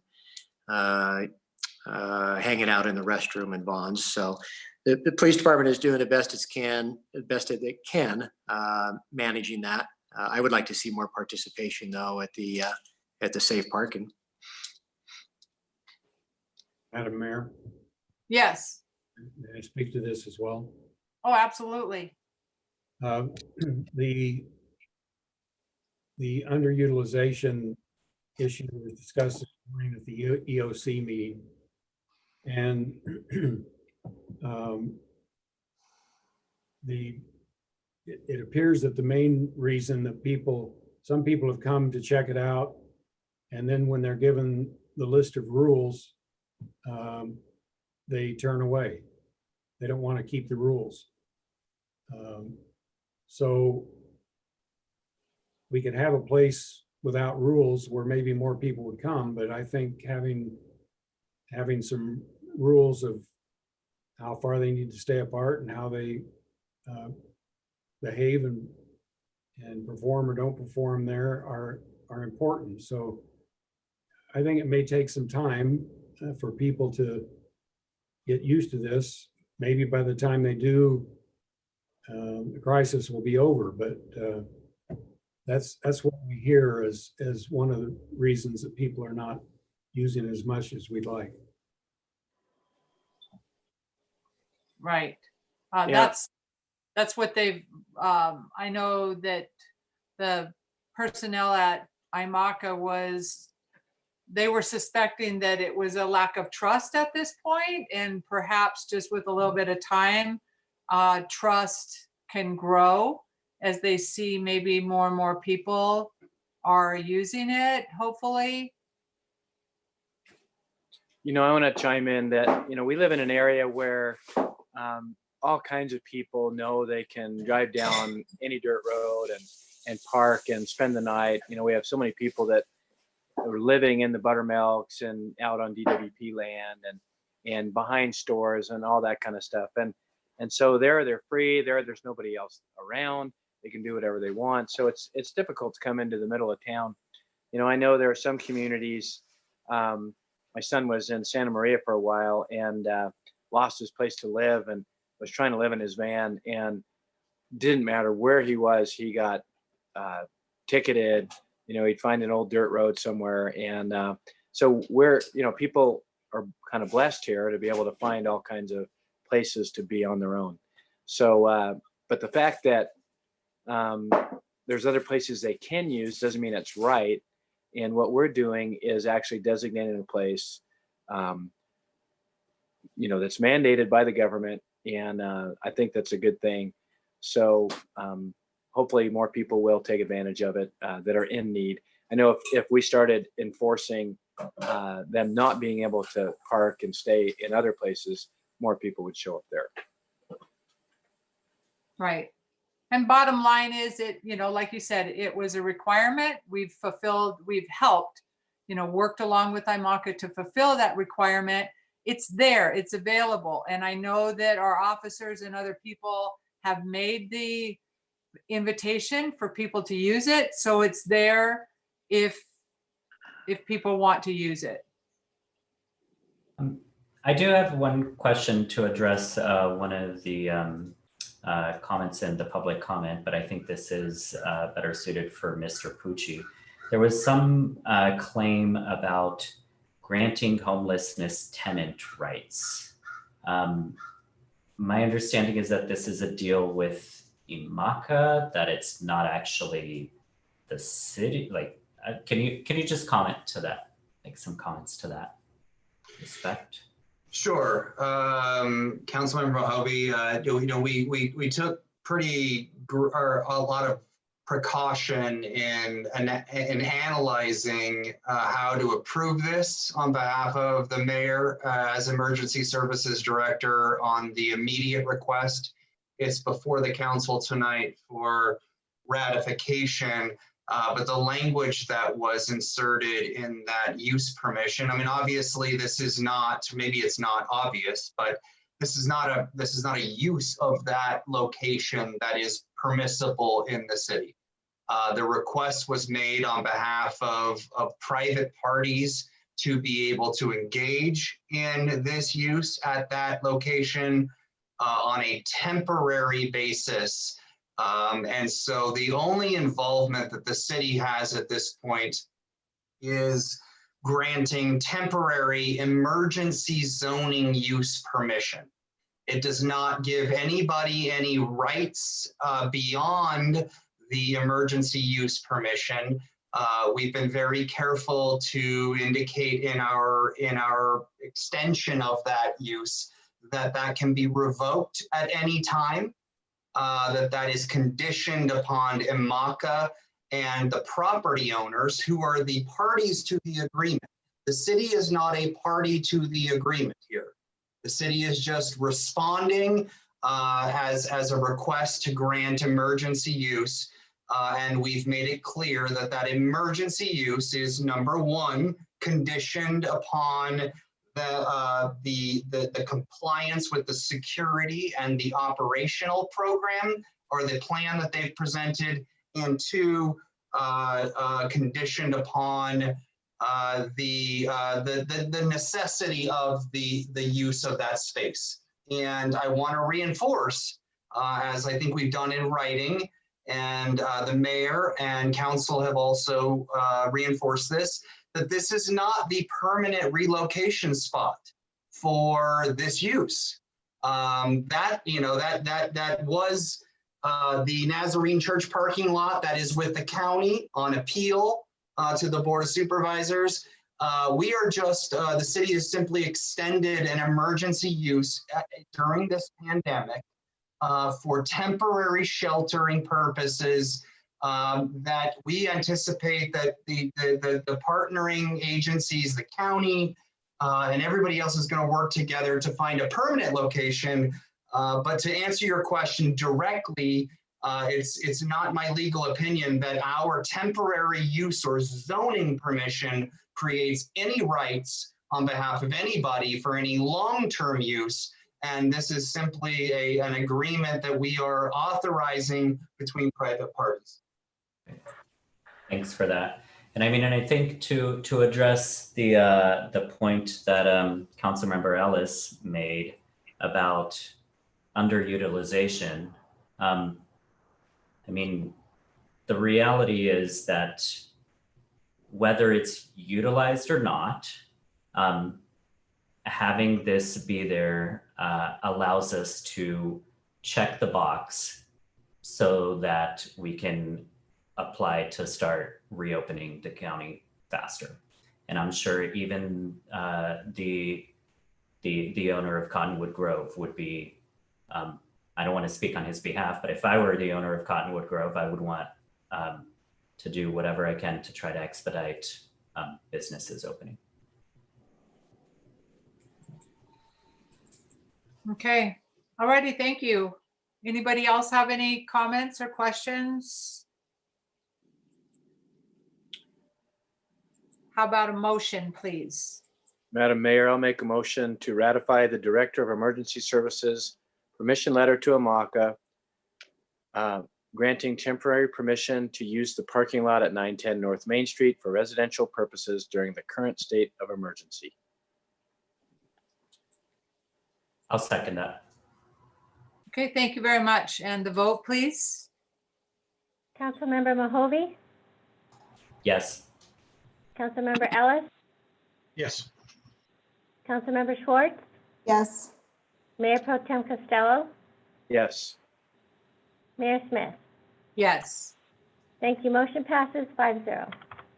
Alrighty, thank you very much. On to item D, we have set an interview committee for Planning Commission. And we're going to Mr. Phillips, right? Yes, thank you.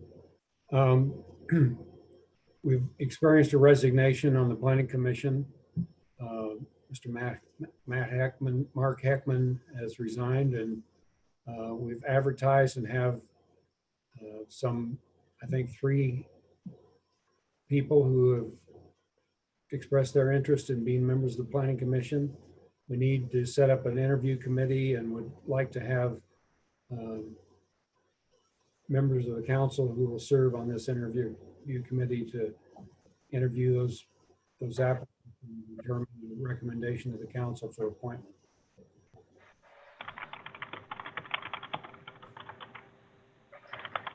Okay, are there council members that would like to volunteer to be on a commission or be on the committee? I'd do it. Okay, thank you, Stephen. Anybody else? Yeah, find a date out. I can do it. Okay, so we have Councilmember Mahovey and Councilmember Ellis. As long as we can find good dates for Mr. Ellis, because he's a working man. Well, we know you work too, Stephen. So working with both of your work, thank you very much. And I'm grateful to have the 3 applicants within a relatively short period of time, right? Okay, no motion needed on that, right? Correct. Okay, perfect. We'll move on to, anybody have any future agenda items?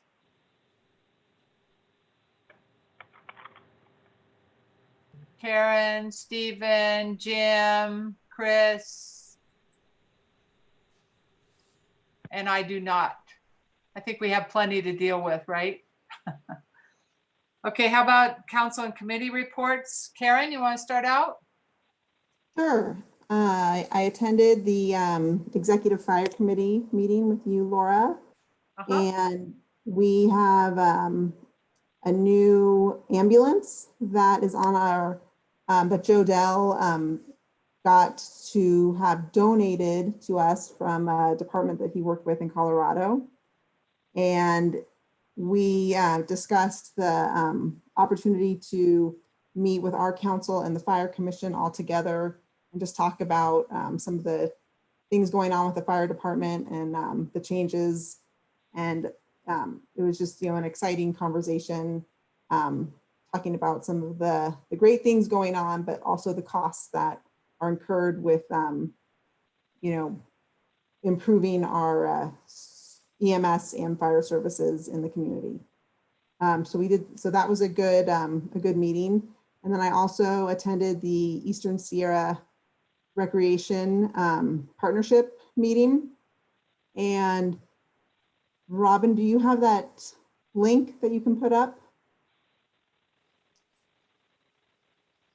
Robin's going to put up a link that the ESSRP came up with, which is a great resource for locals and for tourists. And it just gives all of the closures for the recreation areas in the Eastern Sierra. So Robin, if you want to scroll down just a little bit, and you can see here, it gives areas that that are currently closed. So as tourists start to come in and, you know, maybe reach out to the chamber or reach out to local businesses, this is a great comprehensive list to access as things are closed, and then, you know, it'll change as things open up. The main focus of that meeting was the forest, mostly talking about COVID and how they're dealing with it and how they have fire season starting, and they're bringing in a bunch of firefighters and they're quarantining them until they can start working with their peers.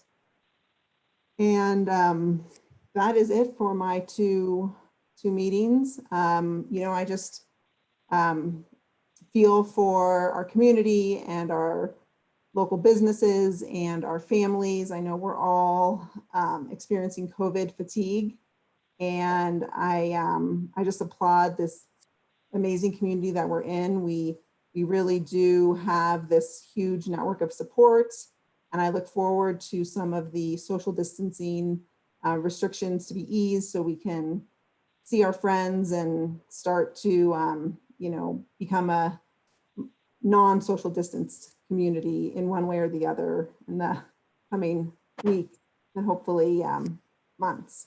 But it will be scary and exciting with the tourists coming back into our area.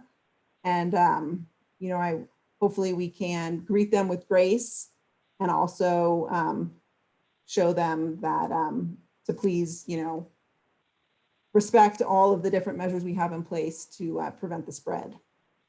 And that is it. All righty, thank you, Karen. And Mr. Ellis, do you have anything? No, ma'am. No, okay. Stephen, anything?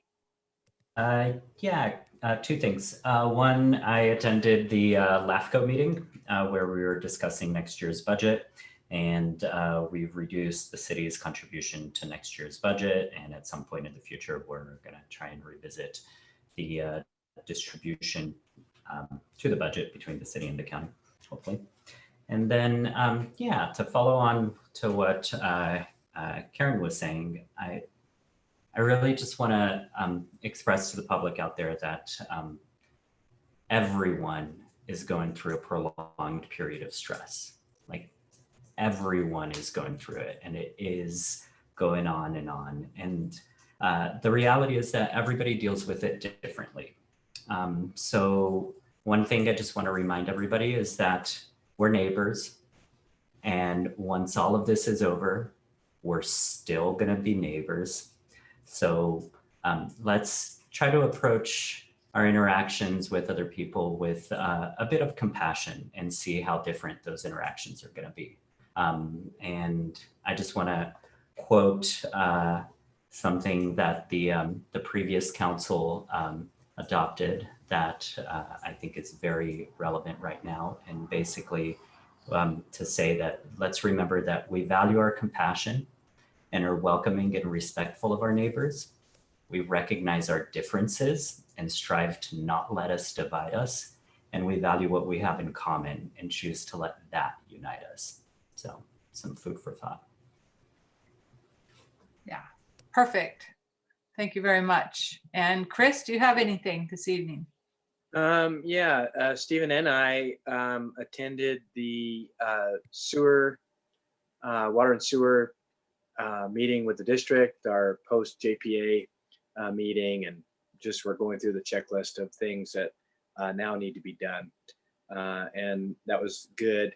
And just would echo what the other council members are saying, that, you know, as difficult as this time is, there's a lot of opportunity. Every time there's, you know, a problem, there's opportunity for a solution, and there's opportunity take advantage of what you have. And so just want to encourage people to, get close to your family and work on relationship and on the things that you can't do when you're so busy with work and everything. And then we've been looking at ways that when the repercussions of this economic blow really hits people, of how can those of us with that have something help others that don't.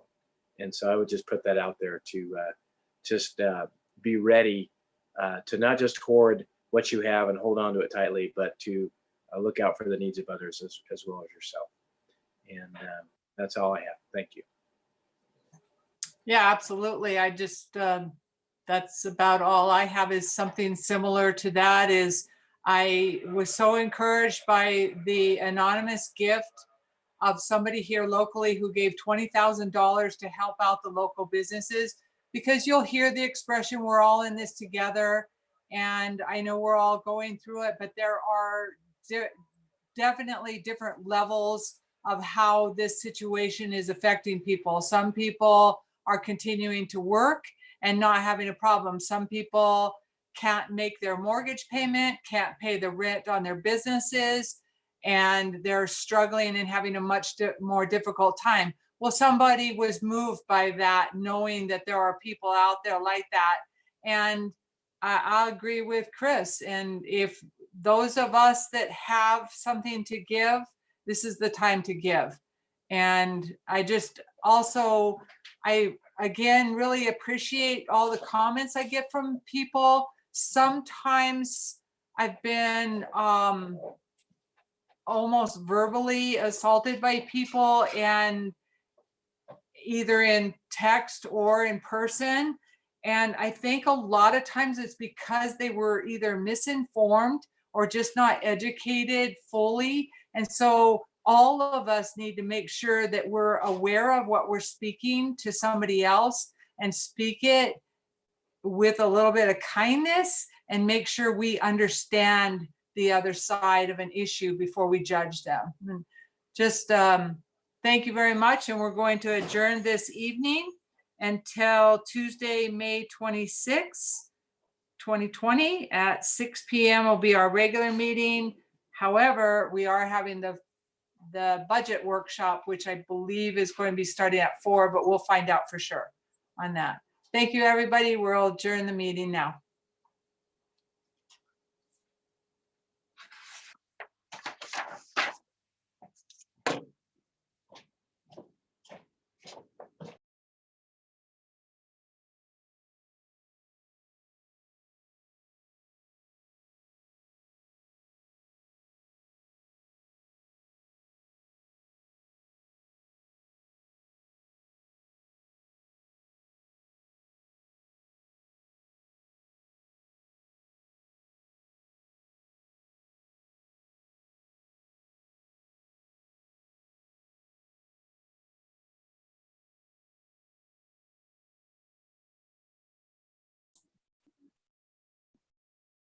Hey, Robin.